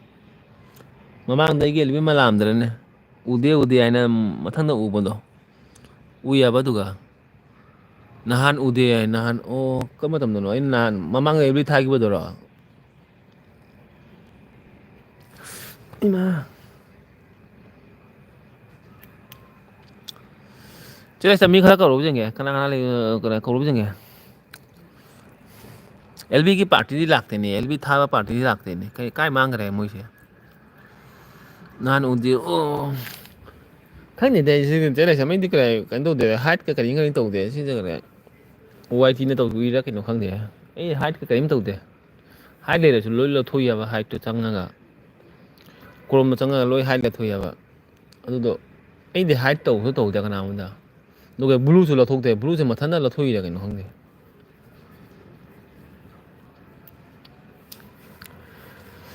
nahan nahan nang okay naha tôi ấy nó chơi ôi mà che nu lại nè mà che nu nungai đi bữa nang bu isma kui đâu đâu che nu thank you ai elbi da lak pai da mata che nu se jam kui đâu đâu channel की करे video तो तंगते के तो लगे मां channel से हम कोई मतलब नहीं के live live thank you channel आई करे सब्सक्राइबर जे बोल आई की व्यूअर्स जे बोल रे मी है थैंक यू channel नु ngai bo kari jang sa ke channel से की करे एलबी लाख थैंक यू channel से तुम लाख ने के एलबी देखो मागी वीडियो दी तंगते वीडियो करी तंगते अंदर मरक से खंग दे के दौरनो थबक बिजी होइना लाई कनो खंदे नंगी फोलेगाव की हीरो दो लागते ने फोलेगाव हीरो दो इना हाई की लानु मा तुम निंगे हाई चे तनु का चे लेसाबी मा तुम निंगे दुगी तम तम आइना हाई लानु दा नंग तुम हाइना हाई गरबनी आइना गरे मसाने बारतोन था गरबनी नंग लानु आइना बारतोन था गरे आइना लाकनो हाइना नु वेलकम है नुंगाइरी आरजे थबक चिनली होय चे नु करे नंग करे याम कुइरे नंग उदे बस आई गेलबी लागबाय याम थैंक यू को थैंक यू उपागी एलबी दा लागबाय मता थैंक यू चेन उ करे आईदी करे काउते चेन उ ना करे वीडियो थांगत बा खोत पत बा करे खाली के दरो नो आइना ओ आई दुगे गुड आई दुगे चेन उ कई जान जागे थैंक यू लाइक स्ट्रीम है चे नुंदे करे मोई करे इपुदो पाखंगी करे लाई खरमी हाइबनी ने करे तोबनी सेवा तोबनी दुगी खंगदे नंग हाइबदो ना नोमा हाइदराने अदु जाम बिजी होय हाइबदो दोई खलिबो थबक दे बिजी होय रबाय ना खलिनी गुड चेनु कई जान सके चेनु करे वीडियो का थांगा लो ये खरा बिजुया लाई बिजुया तुम दिरी आरजे करी तुम दिरी आरजे बिजुया करी जंग चागे बिजुया थैंक यू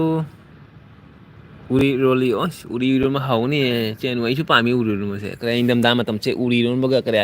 कोबी का चिक्सा लगा मही करे तो की हिंगोल दे तिनो मनागा हफ्ता लगा फदी करे तिनो मन दुगे हंगाम खरा चिक्सा लगा खुआओ मनी के नो इस पामी इंदम दानी ने खुआओ मनी जी आई जाम पामी उरी रोन बगा दुगे करे मना मशीन खरा चिक्सा लगा इस हावे आई दी मना मशीन खरा पामी आई तारे मना मशीन दे करे कने पामी करे अखोई हंगाम दुगे चिलों मना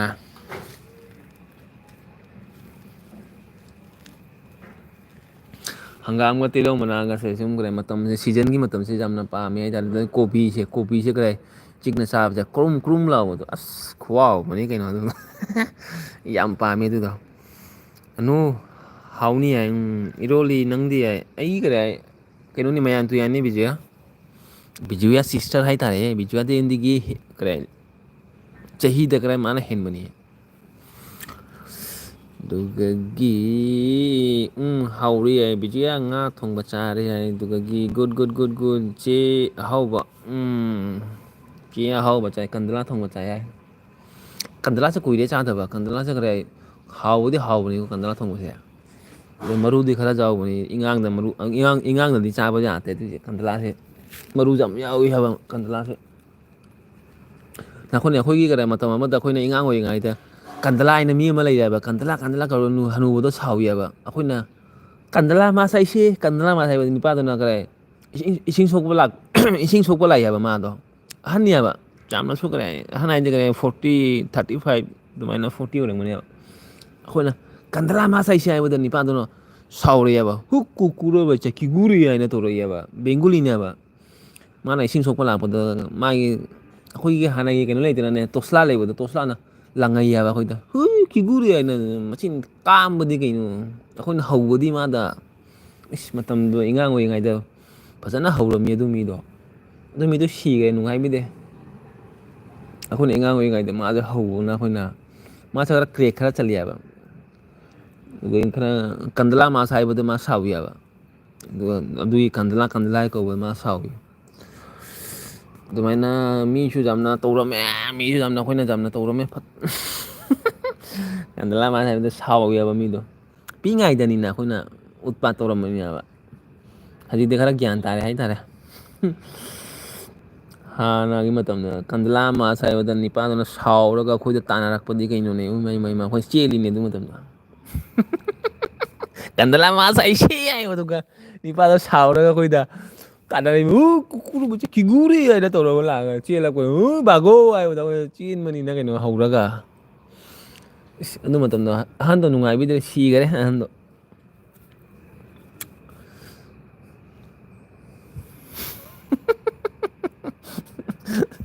ꯑꯗꯨꯅꯦ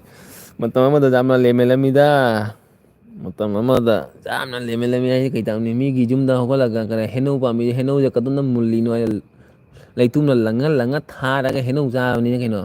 ꯃꯄꯨꯅ ꯍꯣꯏ ꯁꯣꯟꯗ ꯂꯥꯛꯏ ꯑꯩꯈꯣꯏꯅ ꯍꯣꯏ ꯈꯥꯏꯌꯔꯦꯕꯨ ꯑꯣꯏꯗꯔꯥ ꯈꯥꯏꯌꯖꯥꯏ ꯍꯥꯏꯅ ꯂꯩꯇꯨꯝ ꯂꯪꯉꯒ ꯍꯩꯅꯧꯗꯣ ꯊꯥꯔꯒ ꯀ ꯊꯥꯗꯔꯒ ꯄꯥꯏꯔ ꯆꯦꯟꯕꯅꯤ ꯀꯩꯅꯣ ꯇꯧꯔꯝꯃꯤ ꯍꯥꯟꯅ ꯌꯥꯝꯅ ꯀꯔꯟ ꯇꯧꯔꯝꯃꯤ ꯍꯧꯖꯤꯛꯇꯤ ꯈꯔ ꯐꯔꯦ ꯑꯅꯨ ꯑꯩꯈꯣꯏ ꯂꯩꯔꯤꯛꯁꯤꯗꯤ ꯌꯥꯏ ꯀꯩ ꯇꯧꯔꯦ ꯑꯗꯨ ꯆꯦꯟꯅꯨ ꯀꯩꯗꯧꯔꯒꯦ ꯑꯩꯅꯣ ꯑꯦꯜꯕꯤꯁꯦ ꯃꯤ ꯂꯩꯇꯦ ꯀꯅꯥ ꯑꯩꯒꯤ ꯑꯦꯜꯕꯤꯔꯣ ꯆꯦꯟꯅꯨ ꯑꯩꯒꯤ ꯑꯦꯜꯕꯤ ꯃꯤ ꯂꯩꯇꯕꯅꯦ ꯀꯔꯤꯝ ꯀꯥꯏꯗꯦ ꯆꯦꯟꯅꯨ ꯂꯥꯛꯄꯩꯗꯃꯛꯇ ꯊꯦꯡꯀ꯭ꯌꯨ ꯑꯩꯒꯤ ꯑꯦꯜꯕꯤ ꯃꯤ ꯂꯩꯇꯦ ꯈꯔ ꯏꯆꯦ ꯍꯣꯏ ꯈꯔ ꯃꯌꯥꯝ ꯂꯥꯛꯏꯁꯦ ꯁꯤꯇꯅꯦ ꯑꯩꯒꯤ ꯑꯇꯩ ꯀꯔꯤꯒꯨꯝꯕ ꯋꯥꯔꯧꯕ ꯂꯩꯇꯦꯅ ꯉꯥꯛꯇꯪ ꯃꯌꯥꯝ ꯑꯃ ꯂꯥꯛꯏꯁꯦ ꯋꯥꯔꯤ ꯁꯥꯟꯅꯕꯒꯤꯗꯃꯛꯇ ꯑꯩ ꯊꯥꯕꯅꯦ ꯀꯩꯅꯣ ꯀꯔꯤꯝꯅꯠꯇꯦ ꯕꯤꯀꯥꯁꯁꯦ ꯀꯅꯥꯅꯣ ꯕꯤꯀꯥꯁꯁꯦ ꯀꯔ ꯆꯦ ꯂꯩꯁ꯭ꯔꯝꯅꯤꯅꯦ ꯕꯤꯖꯨꯌꯥꯁꯤꯁ ꯀꯔ ꯑꯅꯧꯕ ꯑꯦꯀꯥꯎꯟꯅꯣ ꯈꯪꯗꯦ ꯃꯥꯏꯁꯦ ꯉꯁꯤꯇ ꯎꯏ ꯑꯩꯁꯨ ꯂꯩꯁ꯭ꯔꯝ ꯍꯥꯏ ꯆꯦꯅꯨꯗꯨ ꯀꯔꯤ ꯄꯥꯎ ꯂꯩꯒꯦ ꯍꯥꯏꯔꯣ ꯌꯦꯡꯉꯦ ꯄꯥꯎ ꯀꯔꯤ ꯇꯥꯒꯦ ꯀꯃꯥꯏ ꯇꯧꯔꯤꯒꯦ ꯑꯦꯜꯕꯤꯁꯦ ꯂꯣꯏꯁꯤꯜꯂꯒꯦ ꯍꯥꯏ ꯇꯧꯕꯁꯦ ꯄꯨꯡ 11 ꯇꯥꯔꯦꯅꯦ ꯑꯦꯜꯕꯤꯁꯦ ꯂꯣꯏꯁꯤꯜꯂꯒꯦ ꯇꯧꯕꯁꯤ ꯂꯣꯏꯁꯤꯜꯂꯁꯤꯔ ꯑꯦꯜꯕꯤꯁꯦ ꯃꯌꯥꯝ ꯕꯤꯖꯤꯌꯥ ꯆꯦꯅꯤ ꯍꯥꯏ ꯆꯦ ꯂꯩꯇ꯭ꯔꯕꯅꯤ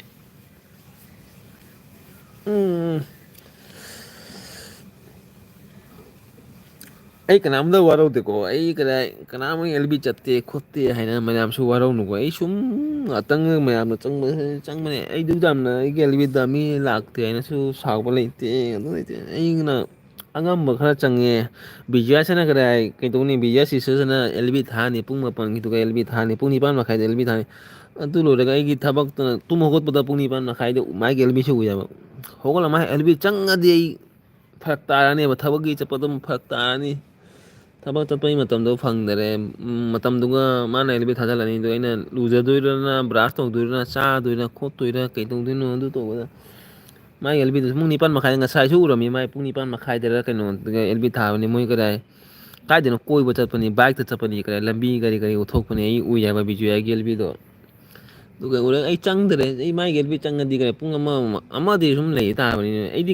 ꯑꯦꯜꯕꯤ ꯆꯪꯉꯗꯤ ꯃꯤꯒꯤ ꯑꯦꯜꯕꯤ ꯆꯪꯉꯗꯤ ꯉꯥꯛꯇꯪꯗꯤ ꯈꯔ ꯌꯥꯎꯗ꯭ꯔꯗꯤ ꯅꯨꯡꯉꯥꯏꯇꯦꯕ ꯉꯥꯛꯇꯪ ꯂꯥꯏꯛ ꯇꯧꯔꯝꯃ ꯆꯦꯟꯕꯗꯨꯗꯤ ꯄꯥꯝꯗꯦ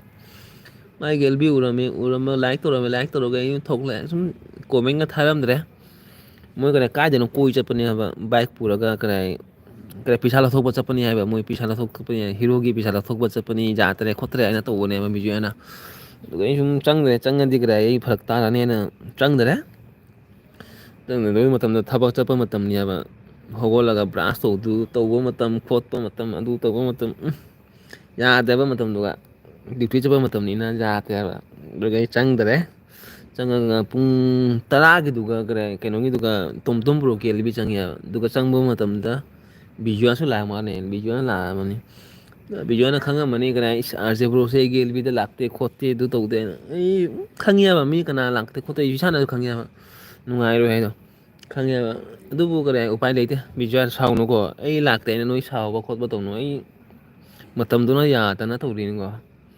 ꯑꯗꯨꯒ ꯍꯧꯖꯤꯛ ꯃꯇꯝꯁꯦ ꯑꯩ ꯊꯕꯛꯁꯦ ꯀꯔꯤ ꯆꯠꯂꯤꯁꯦ ꯁꯨꯝ ꯂꯥꯛꯄꯗ ꯑꯗꯨꯝ ꯊꯦꯡꯉꯦ ꯏꯁꯥꯒꯤ ꯀꯔꯤ ꯚꯤꯗꯤꯑꯣ ꯊꯥꯒꯠꯄꯁꯨ ꯉꯝꯗꯦ ꯑꯦꯜ ꯕꯤ ꯇꯧꯕꯁꯦ ꯁꯨꯝ ꯄꯨꯡ 10 ꯍꯦꯜꯂꯒ ꯑꯦꯜ ꯕꯤ ꯇꯧꯏ ꯄꯨꯡ 8ꯗꯗꯤ ꯑꯦꯜ ꯕꯤ ꯇꯧꯕꯁꯨ ꯉꯝꯗꯦ ꯄꯨꯡ 10 ꯍꯦꯜꯂꯒ ꯑꯦꯜ ꯕꯤ ꯇꯧꯔꯤꯅꯤ ꯑꯗꯨꯃꯥꯏꯅ ꯇꯧꯅ ꯑꯗꯨꯝ ꯆꯠꯂꯤꯅ ꯕꯤꯖꯣꯌ ꯀꯩꯝ ꯋꯥꯔꯧꯕ ꯇꯧꯅꯨ ꯑꯩꯗꯤ ꯁꯨꯝ ꯈꯪꯉꯤ ꯅꯣꯏ ꯑꯦꯜ ꯕꯤ ꯊꯥꯔꯦ ꯈꯣꯠꯂꯦ ꯑꯩꯁꯨ ꯎꯏ ꯑꯗꯨ ꯃꯇꯝꯅ ꯌꯥꯗꯅ ꯇꯧꯔꯤꯅꯤ ꯑꯗꯨꯗꯒꯤ ꯑꯩꯒꯤ ꯂꯦꯛꯆꯔ ꯀꯥꯞꯄꯗ ꯑꯦꯜ ꯕꯤꯁꯦ ꯀꯣꯃꯦꯟꯁꯦ ꯀꯗꯣꯝ ꯌꯧꯈ꯭ꯔꯒꯦ ꯕꯤꯀꯥꯁꯁꯦ ꯀꯅꯥꯅꯣ ꯑꯗꯨꯗꯒꯤ ꯕꯤꯖꯣꯌ ꯆꯦꯅꯤ ꯑꯗꯨꯗꯒꯤ ꯑꯣꯏꯃꯥ ꯆꯦ ꯑꯥꯏꯗꯤ ꯃꯤ ꯃꯩꯅꯤ ꯆꯦꯗꯤ ꯑꯥꯏꯗꯤꯗꯤ ꯃꯩꯅꯤ ꯆꯦ ꯑꯠꯆꯥ ꯑꯗꯨꯒ ꯑꯥꯔꯖꯦ ꯃꯆꯥꯊꯣꯏꯕꯤꯗꯤ ꯂꯩꯁꯦ ꯃꯆꯥꯊꯣꯏꯕꯤ ꯑꯩꯅ ꯉꯁꯥꯏ ꯔꯤꯜ ꯑꯃ ꯀꯔꯤ ꯁꯣꯔꯠ ꯑꯃ ꯊꯥꯒꯠꯄꯅꯤ ꯃꯆꯥꯊꯣꯏꯕꯤꯒꯤ ꯗꯥꯟꯁꯀꯤ ꯀꯔꯤ ꯁꯣꯔꯠ ꯑꯃ ꯊꯥꯡꯒꯠꯄꯅꯤ ꯑꯗꯨꯒ ꯌꯦꯡꯉꯣ ꯆꯦꯅꯨ ꯃꯆꯥꯊꯣꯏꯕꯤꯁꯦ ꯀꯌꯥꯝ ꯆꯥꯎꯔꯕꯅꯣ ꯍꯥꯏꯗꯣ ꯑꯗꯨꯒ ꯏꯉꯥꯡꯒꯤ ꯐꯣꯟꯅꯤ ꯏꯉꯥꯡ ꯃꯁꯥ ꯉꯝꯗꯦ ꯐꯣꯟꯁꯦ ꯐ꯭ꯔꯤ ꯑꯣꯏꯔꯦ ꯑꯠꯆꯥ ꯏꯉꯥꯡꯁꯨ ꯐꯣꯟ ꯄꯥꯏꯍꯜꯂꯦ ꯑꯥꯔꯖꯦ ꯀꯩꯁꯨ ꯀꯥꯏꯗꯦ ꯍꯣꯏ ꯕꯤꯖꯣꯌ ꯑꯩ ꯅꯪꯒꯤ ꯑꯦꯜ ꯕꯤ ꯁꯨꯝ ꯎꯏꯌꯨꯀꯣ ꯅꯪ ꯑꯦꯜ ꯕꯤ ꯎꯏ ꯑꯩ ꯅꯪꯒꯤ ꯃꯇꯝꯗꯨꯅ ꯑꯩ ꯆꯠꯄ ꯉꯝꯗꯕ ꯍꯥꯏꯇꯥꯔꯦꯗ ꯇꯨꯝꯕꯨꯔꯣꯒꯤ ꯑꯦꯜ ꯕꯤ ꯂꯣꯏꯔꯒ ꯑꯗꯨꯗꯒꯤ ꯑꯗꯨ ꯂꯣꯏꯔꯒ ꯑꯩꯈꯣꯏ ꯆꯦ ꯁꯕꯤꯇꯥ ꯑꯗꯨꯗꯒꯤ ꯆꯦ ꯆꯦ ꯔꯣꯃꯤꯒꯤ ꯑꯦꯜ ꯕꯤ ꯀꯅꯥꯒꯤ ꯑꯦꯜ ꯕꯤ ꯆꯪꯗꯣꯏꯅꯣ ꯒ꯭ꯌꯥꯟ ꯃꯦꯟ ꯇꯥꯗꯦꯕ ꯑꯗꯨ ꯂꯣꯏꯔꯒ ꯄꯨꯡ 12 ꯄꯨꯡ 2 ꯇꯥꯔꯒ ꯑꯗꯨꯒ ꯀꯨꯝꯗꯣꯏ ꯀꯩꯅꯣ ꯄꯨꯡ 2ꯗꯒꯤ ꯆꯦ ꯂꯥꯏꯁ꯭ꯔꯝꯒꯤ ꯑꯦꯜ ꯕꯤ ꯍꯧꯔꯦ ꯆꯦ ꯂꯥꯏꯁ꯭ꯔꯝꯒꯤ ꯑꯦꯜ ꯕꯤꯗꯤ ꯄꯨꯡ 2ꯗ ꯆꯪꯁꯨ ꯆꯪꯗꯦ ꯄꯨꯡ 2 ꯃꯈꯥꯏ 3ꯗ ꯁꯨꯝ ꯉꯥꯛꯇꯪ ꯆꯪꯉꯒ ꯄꯨꯡ ꯑꯃꯁꯨ ꯐꯖꯅ ꯆꯦ ꯂꯥꯏꯁ꯭ꯔꯝꯗꯁꯨ ꯁꯞꯄꯣꯔꯠ ꯇꯧꯔꯝꯃꯣꯏ ꯑꯩꯅ 30 ꯃꯤꯅꯤꯠ 1 ꯑꯋꯥꯔ ꯑꯗꯨꯃꯥꯏꯅ ꯃꯅꯨꯡꯗ ꯁꯨꯝ ꯁꯞꯄꯣꯔꯠ ꯇꯧꯔꯝꯒꯅꯤ ꯑꯩ ꯑꯗꯨꯃꯥꯏꯅ ꯉꯝꯗꯦꯕ ꯃꯇꯝꯁꯤꯅ ꯑꯗꯨ ꯂꯣꯏꯔꯒ ꯀꯨꯝ ꯗꯤꯌꯥ ꯊꯥꯔꯦ ꯗꯤꯌꯥꯒꯤ ꯑꯦꯜ ꯕꯤꯁꯨ ꯆꯪꯁꯨ ꯆꯪꯗꯔꯦ ꯑꯩꯗꯤ ꯑꯗꯨꯃꯥꯏꯅ ꯇꯧ ꯃꯇꯝ ꯐꯪꯗꯦꯗ ꯑꯗꯁꯦ ꯀꯗꯥꯏꯒꯤ ꯑꯥꯔꯖꯦꯁꯦ ꯈꯗꯥꯡꯗꯤ ꯐꯖꯅ ꯊꯥꯗꯔꯤ ꯀꯩꯅꯣ ꯁꯨꯝ ꯋꯥꯔꯤ ꯍꯥꯏꯔꯤꯅꯤꯗ ꯇꯥꯎ ꯑꯩꯒꯤ ꯋꯥꯔꯤꯅꯤ ꯁꯨꯝ ꯇꯥꯎ ꯅꯠꯇꯦ ꯃꯌꯥꯝꯅ ꯀꯔꯦ ꯅꯨꯡꯉꯥꯏꯇꯕ ꯑꯩꯁꯨ ꯑꯩꯅ ꯏꯁꯥꯅ ꯀꯔꯦ ꯍꯥꯏꯖꯔꯒꯦ ꯍꯥꯏꯕ ꯑꯩꯗꯤ ꯑꯦꯜ ꯕꯤ ꯊꯥꯗꯕꯅꯤ ꯃꯌꯥꯝꯅ ꯈꯜꯂꯝꯒꯅꯦꯕ ꯂꯥꯛꯇꯦ ꯈꯣꯠꯇꯦꯅ ꯅꯨꯡꯉꯥꯏꯔꯝꯃꯣꯏꯕ ꯑꯗꯨꯒꯤ ꯉꯥꯛꯇꯪ ꯈꯗꯥꯡ ꯊꯥꯗꯔꯤꯅꯤꯗ ꯆꯦꯅꯨ ꯅꯪꯁꯨ ꯌꯥꯝ ꯍꯦꯟꯖꯜꯂꯤꯍꯦ ꯅꯣꯡ ꯐꯥꯗꯣꯛ ꯈꯗꯥꯡ ꯊꯥꯗꯕꯕꯨ ꯀꯩꯅꯣꯅꯦ ꯅꯨꯡꯇꯤꯒꯤꯗꯤ ꯈꯗꯥꯡ ꯊꯥꯗꯗꯦ ꯀꯩꯅꯣ ꯑꯩꯁꯨ ꯀꯩꯁꯨ ꯈꯟꯗꯦꯀꯣ ꯍꯣꯏ ꯕꯤꯖꯣꯌ ꯀꯔꯤꯝ ꯈꯟꯒꯅꯨ ꯑꯩꯁꯨ ꯀꯔꯤ ꯈꯪꯉꯦꯕ ꯅꯪꯁꯨ ꯃꯌꯥꯝꯅ ꯁꯞꯄꯣꯔꯠ ꯇꯧ ꯆꯪꯉꯤꯗꯣ ꯑꯩꯁꯨ ꯈꯪꯉꯦꯕ ꯑꯩꯗꯤ ꯀꯔꯤ ꯉꯝꯗꯕꯗꯨꯒꯅꯦ ꯂꯥꯛꯇꯕꯅꯤꯗ ꯅꯠꯇ꯭ꯔꯗꯤ ꯀꯔꯤ ꯑꯦꯜ ꯕꯤꯗ ꯁꯞꯄꯣꯔꯠ ꯇꯧꯕꯕꯨ ꯀꯩꯅꯣꯅꯦ ꯅꯍꯥꯟ ꯃꯣꯕꯥꯏꯜ ꯊꯥꯖꯤꯜꯂꯒ ꯊꯝꯕꯕꯨ ꯉꯝꯕ ꯃꯤꯅꯤ ꯑꯩꯗꯤ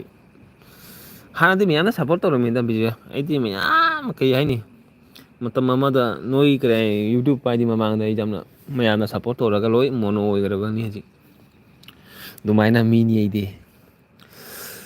ꯑꯩꯁꯨ ꯃꯣꯅꯣ ꯑꯣꯏꯗꯣꯔꯦ ꯑꯥꯔꯖꯦ ꯍꯣꯏ ꯕꯤꯖꯣꯌ ꯐꯖꯅ ꯑꯣꯏꯔꯣ ꯃꯥꯏ ꯄꯥꯛꯄ ꯑꯣꯏꯔꯣ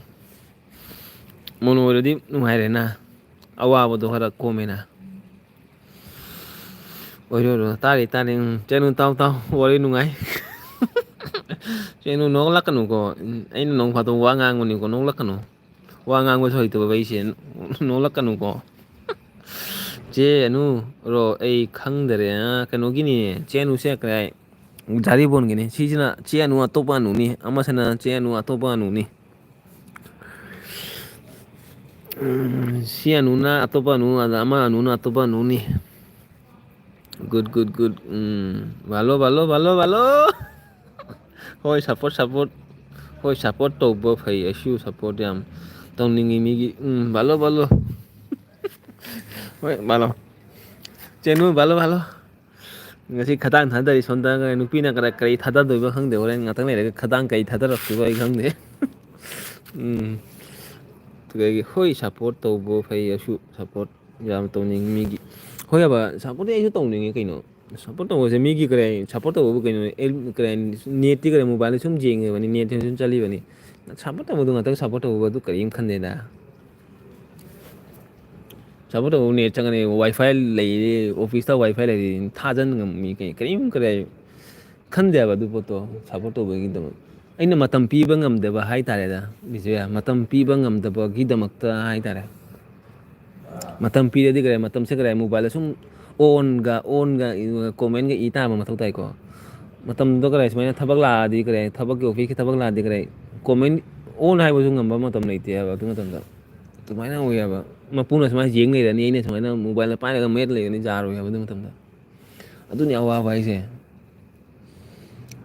ꯍꯥꯟꯅꯒꯤ ꯊꯕꯛꯀꯁꯤꯒ ꯊꯕꯛꯀ ꯃꯥꯟꯅꯗ꯭ꯔꯦꯕ ꯑꯩꯒꯤ ꯊꯕꯛꯁꯦ ꯑꯩ ꯊꯕꯛ ꯑꯇꯣꯞꯄ ꯑꯃꯗ ꯆꯠꯂꯕꯅꯤ ꯍꯧꯖꯤꯛ ꯑꯗꯨꯒꯤꯗꯃꯛꯇ ꯊꯕꯛꯁꯦ ꯈꯔ ꯃꯄꯨꯅ ꯈꯔ ꯁꯪ ꯂꯩꯔꯦ ꯁꯪ ꯂꯩꯔꯗꯤ ꯀꯥꯏꯗꯒꯤ ꯈꯔ ꯀꯣꯃꯦꯟ ꯊꯥꯗꯣꯏꯅꯣ ꯑꯩꯅ ꯈꯔ ꯐ꯭ꯔꯤ ꯑꯣꯏꯕ ꯃꯇꯝꯗ ꯉꯥꯛꯇꯪ ꯁꯨꯗ ꯂꯣꯠꯁꯤꯜꯂꯒ ꯃꯌꯥꯝꯅ ꯀꯣꯃꯦꯟ ꯇꯧꯔꯒ ꯑꯗꯨꯝ ꯊꯥꯕ ꯋꯥꯔꯤ ꯁꯥꯟꯅꯕꯅꯤ ꯅꯠꯇꯗꯤ ꯑꯩ ꯁꯨꯃꯥꯏꯅ ꯉꯝꯗꯦ ꯅꯣꯛꯇꯦ ꯅꯣꯛꯇꯦ ꯅꯣꯛꯀꯅꯨ ꯅꯣꯛꯀꯅꯨ ꯅꯣꯛꯀꯅꯨ ꯃꯌꯥꯝ ꯅꯣꯛꯀꯅꯨ ꯅꯣ ꯅꯣ ꯅꯣ ꯚꯜꯂꯣ ꯚꯜꯂꯣ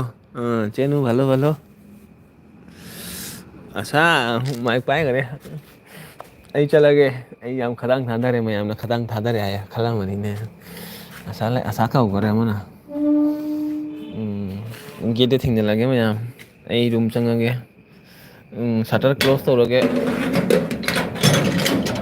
ꯃꯣꯏ ꯉꯥꯛꯇꯪ ꯂꯩꯍꯧ ꯆꯥꯕꯤ ꯄꯥꯟꯈꯤꯒꯦ ꯆꯥꯕꯤꯁꯦ ꯀꯥꯏ ꯊꯝꯈ꯭ꯔꯕꯅꯣ ꯈꯪꯗꯦꯅꯦ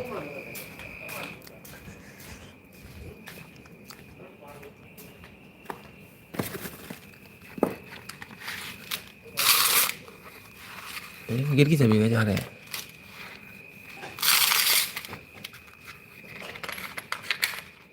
ꯐꯪꯉꯦ ꯐꯪꯉꯦ ꯒꯦꯠꯀꯤ ꯆꯥꯕꯤꯗꯨ ꯃꯌꯥꯝ ꯒꯦꯠꯀꯤ ꯁꯣꯗꯨꯁꯨ ꯂꯩꯔꯦ ꯑꯗꯨꯁꯦ ꯐꯤꯜꯗ ꯂꯩꯔꯦ ꯃꯌꯥꯝ ꯑꯩꯈꯣꯏꯁꯦ ꯀꯌꯥꯝ ꯋꯥꯅ ꯂꯩꯔꯤꯁꯦ ꯈꯪꯕ ꯃꯌꯥꯝ ꯍꯧꯖꯤꯛ ꯑꯩꯒꯤ ꯍꯪꯒꯥꯝꯁꯦ ꯃꯌꯥꯝ ꯌꯦꯡꯉꯨꯇꯨ ꯍꯪꯒꯥꯝ ꯎꯔꯕ ꯃꯄꯥꯟꯗ ꯂꯩꯕ ꯍꯥꯏꯁꯦ ꯁꯤꯅꯤ ꯍꯪꯒꯥꯝ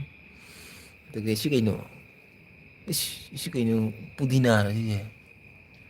ꯄꯨꯗꯤꯅꯥꯅꯤꯅꯦ ꯄꯨꯗꯤꯅꯥ ꯍꯧꯏ ꯎꯔꯕ ꯁꯨꯔꯕ ꯃꯌꯥꯝ ꯂꯥꯝ ꯂꯥꯡꯉꯣꯏꯒꯦ ꯃꯤ ꯇꯨꯝꯃꯝꯃꯅꯤ ꯑꯩ ꯂꯥꯡꯉꯤꯁꯦ ꯃꯤꯅ ꯈꯜꯂꯝꯃꯅꯤ ꯀꯅꯥꯅꯣ ꯃꯄꯥꯟꯗ ꯂꯥꯡꯉꯤꯁꯦ ꯄꯨꯗꯤꯅꯥ ꯂꯩꯔꯦ ꯁꯤꯁꯦ ꯀꯩ ꯊꯥꯏꯁꯤ ꯑꯁꯤꯅꯤ ꯑꯋꯥꯕ ꯍꯥꯏꯁꯦ ꯃꯄꯥꯟ ꯂꯩꯕ ꯍꯥꯏꯁꯦ ꯁꯤꯒꯠꯇ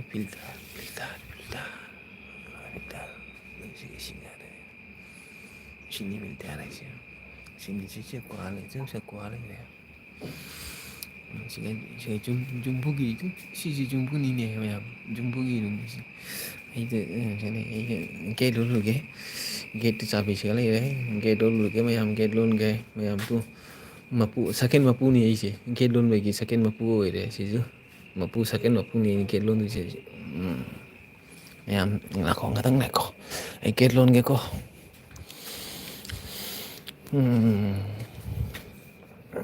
ꯍꯪꯒꯥꯝ ꯄꯥꯝꯕꯤꯗꯣ ꯌꯥꯝꯅ ꯊꯝꯈ꯭ꯔꯦ ꯀꯥꯏꯗꯒꯤ ꯍꯪꯒꯥꯝ ꯄꯥꯝꯕꯤꯅꯤ ꯂꯥꯛꯈꯣꯅꯦ ꯑꯩ ꯒꯦꯠ ꯂꯣꯟꯒꯦ ꯅꯈꯣꯟ ꯂꯥꯡꯒꯅꯨꯀꯣ ꯑꯩ ꯒꯦꯠ ꯂꯣꯟꯒꯦ ꯅꯈꯣꯟ ꯂꯥꯡꯒꯅꯨ ꯃꯄꯨ ꯍꯧꯒꯠꯂꯗꯤ ꯑꯩꯉꯣꯟꯗ ꯉꯥꯡꯉꯛꯀꯅꯤ ꯍꯣꯏ ꯅꯪ ꯀꯩꯗꯧꯔꯤꯅꯣ ꯍꯥꯏꯅ ꯍꯧꯖꯤꯛꯄꯨ ꯃꯄꯥꯟꯗ ꯒꯦꯠ ꯂꯣꯟꯒꯦ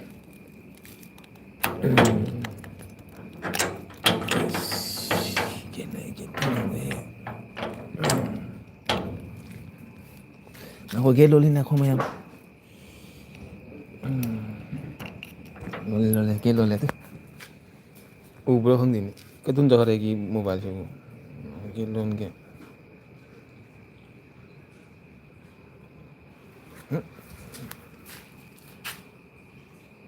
ꯒꯦꯠ ꯂꯣꯜꯂꯦ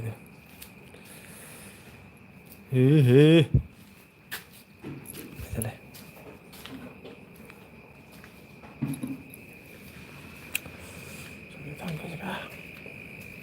ꯆꯥꯕꯤ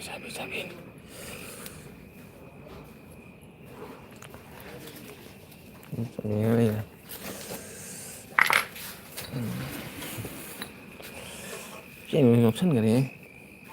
ꯏꯆꯦ ꯂꯩꯁꯥꯕꯤ ꯅꯪ ꯍꯪꯒꯥꯝ ꯌꯦꯡꯒꯦꯔꯥ ꯍꯪꯒꯥꯝ ꯌꯦꯔꯥ hanggang hanggamnya iya hanggam tuh thadi pambi manga ta oisu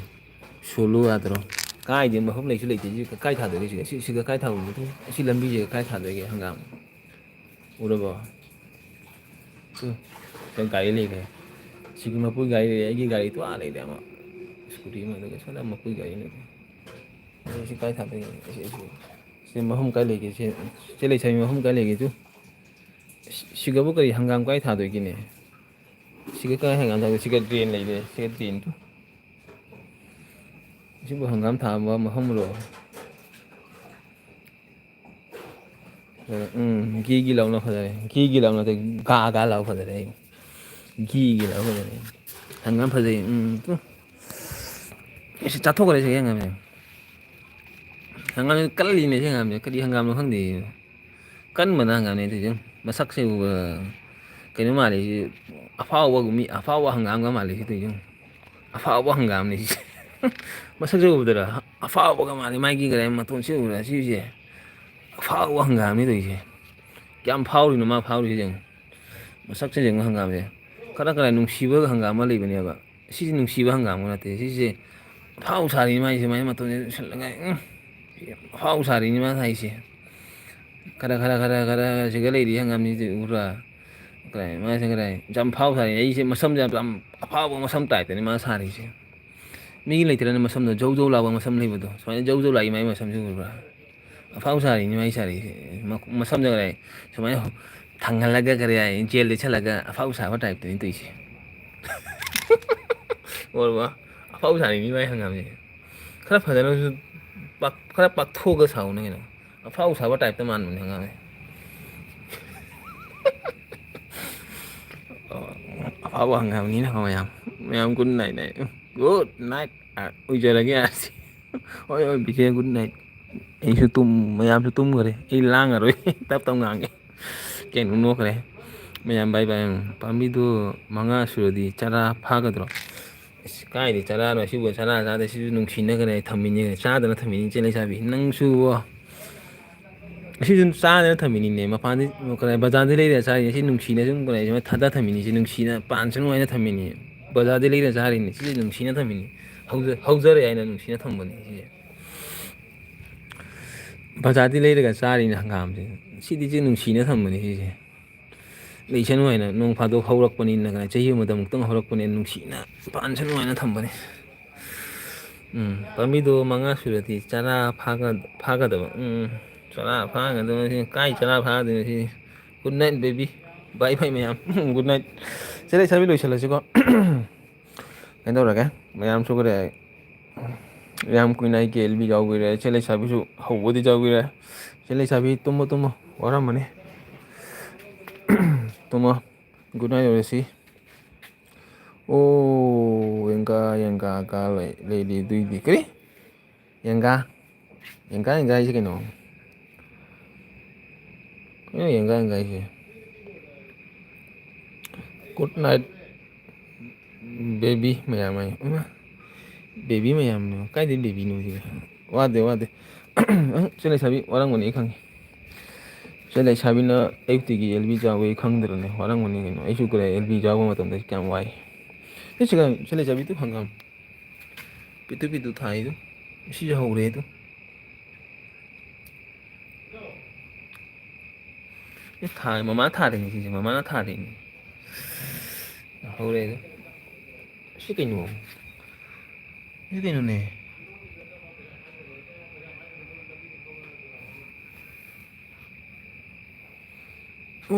cha mana ni si cha mana dusu noigiro akhoi tu cái này cha mana mà mana cha mana phau jali tu si jo akhoi gini masak thi bani hangam ni jung si jo akhoi gini sum thari ni da chen le sai sum cái này maham nei tabani na sum siga cái này tap tara kari gai jung thadala thamin upai lete mapan le bai thame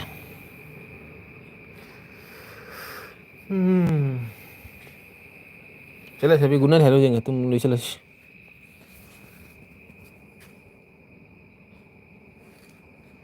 ठीक है तब फटे कोई नहीं ठीक masak cái này cái nó màn này phao masak màn này hangam cái phao hangam hay gì là khôi gì bác nó phật ra bác hangam này thế này si hangam mà si cái này phao jam nó cháu rồi si hangam gì cái này này sar phang được bani na si hangam gì jam nó cháu rồi sar phang được hangam hay thế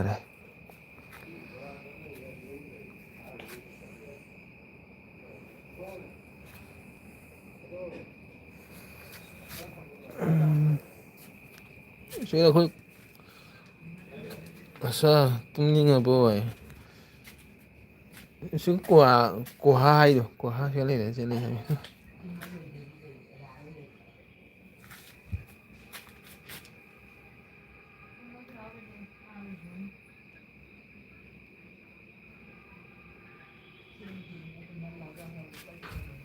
ꯑꯗꯨꯏ ꯆꯠꯊꯣꯡꯁꯤ ꯀꯩꯅꯣ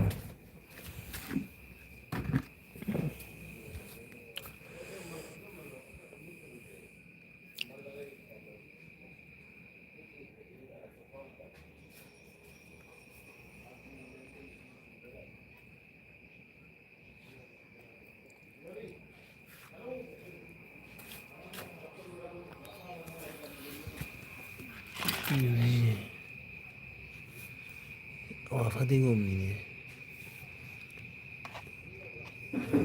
ꯑꯋꯥ ꯐꯗꯤꯒꯣꯝ ꯂꯩꯕꯥꯛꯁꯤ ꯇꯨꯖꯨꯡ ꯂꯩꯕꯥꯛꯁꯤ ꯉꯁꯪ ꯉꯥꯡꯉꯤꯗꯨ ꯆꯦ ꯂꯩꯁꯥꯕꯤ ꯂꯩ ꯂꯩꯕꯥꯛꯁꯤ ꯉꯁꯪ ꯉꯥꯡꯉꯤꯗꯨ ꯀꯟꯕ ꯂꯩꯕꯥꯛꯅꯤꯅ ꯁꯤ ꯑꯉꯥꯡꯕ ꯁꯤ ꯑꯉꯥꯡꯕꯁꯤꯅ ꯀꯩꯗꯧꯗꯣꯏꯅꯣ ꯉꯁꯪ ꯉꯥꯡꯉꯤ ꯃꯈꯣꯏ ꯎꯔꯕ ꯉꯁꯪ ꯉꯥꯡꯉꯤꯁꯦ ꯂꯩꯕꯥꯛ ꯉꯁꯪ ꯉꯥꯡꯉꯤꯅꯤ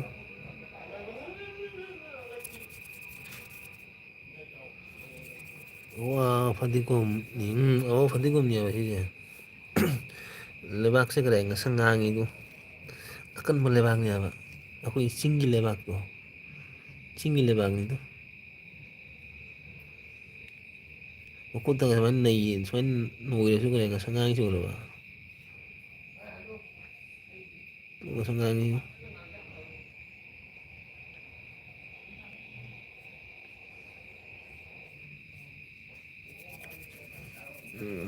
ꯂꯩꯕꯥꯛ ꯀꯜꯂꯦꯕ ꯂꯩꯕꯥꯛ ꯌꯥꯝ ꯀꯜꯂꯤ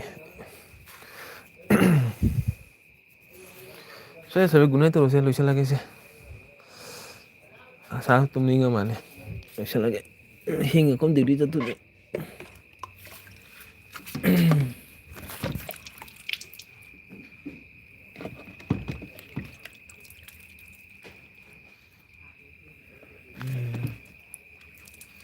okay okay bye good night okay ꯂꯣꯏꯁꯤꯜꯂꯒꯦꯀꯣ ꯃꯌꯥꯝ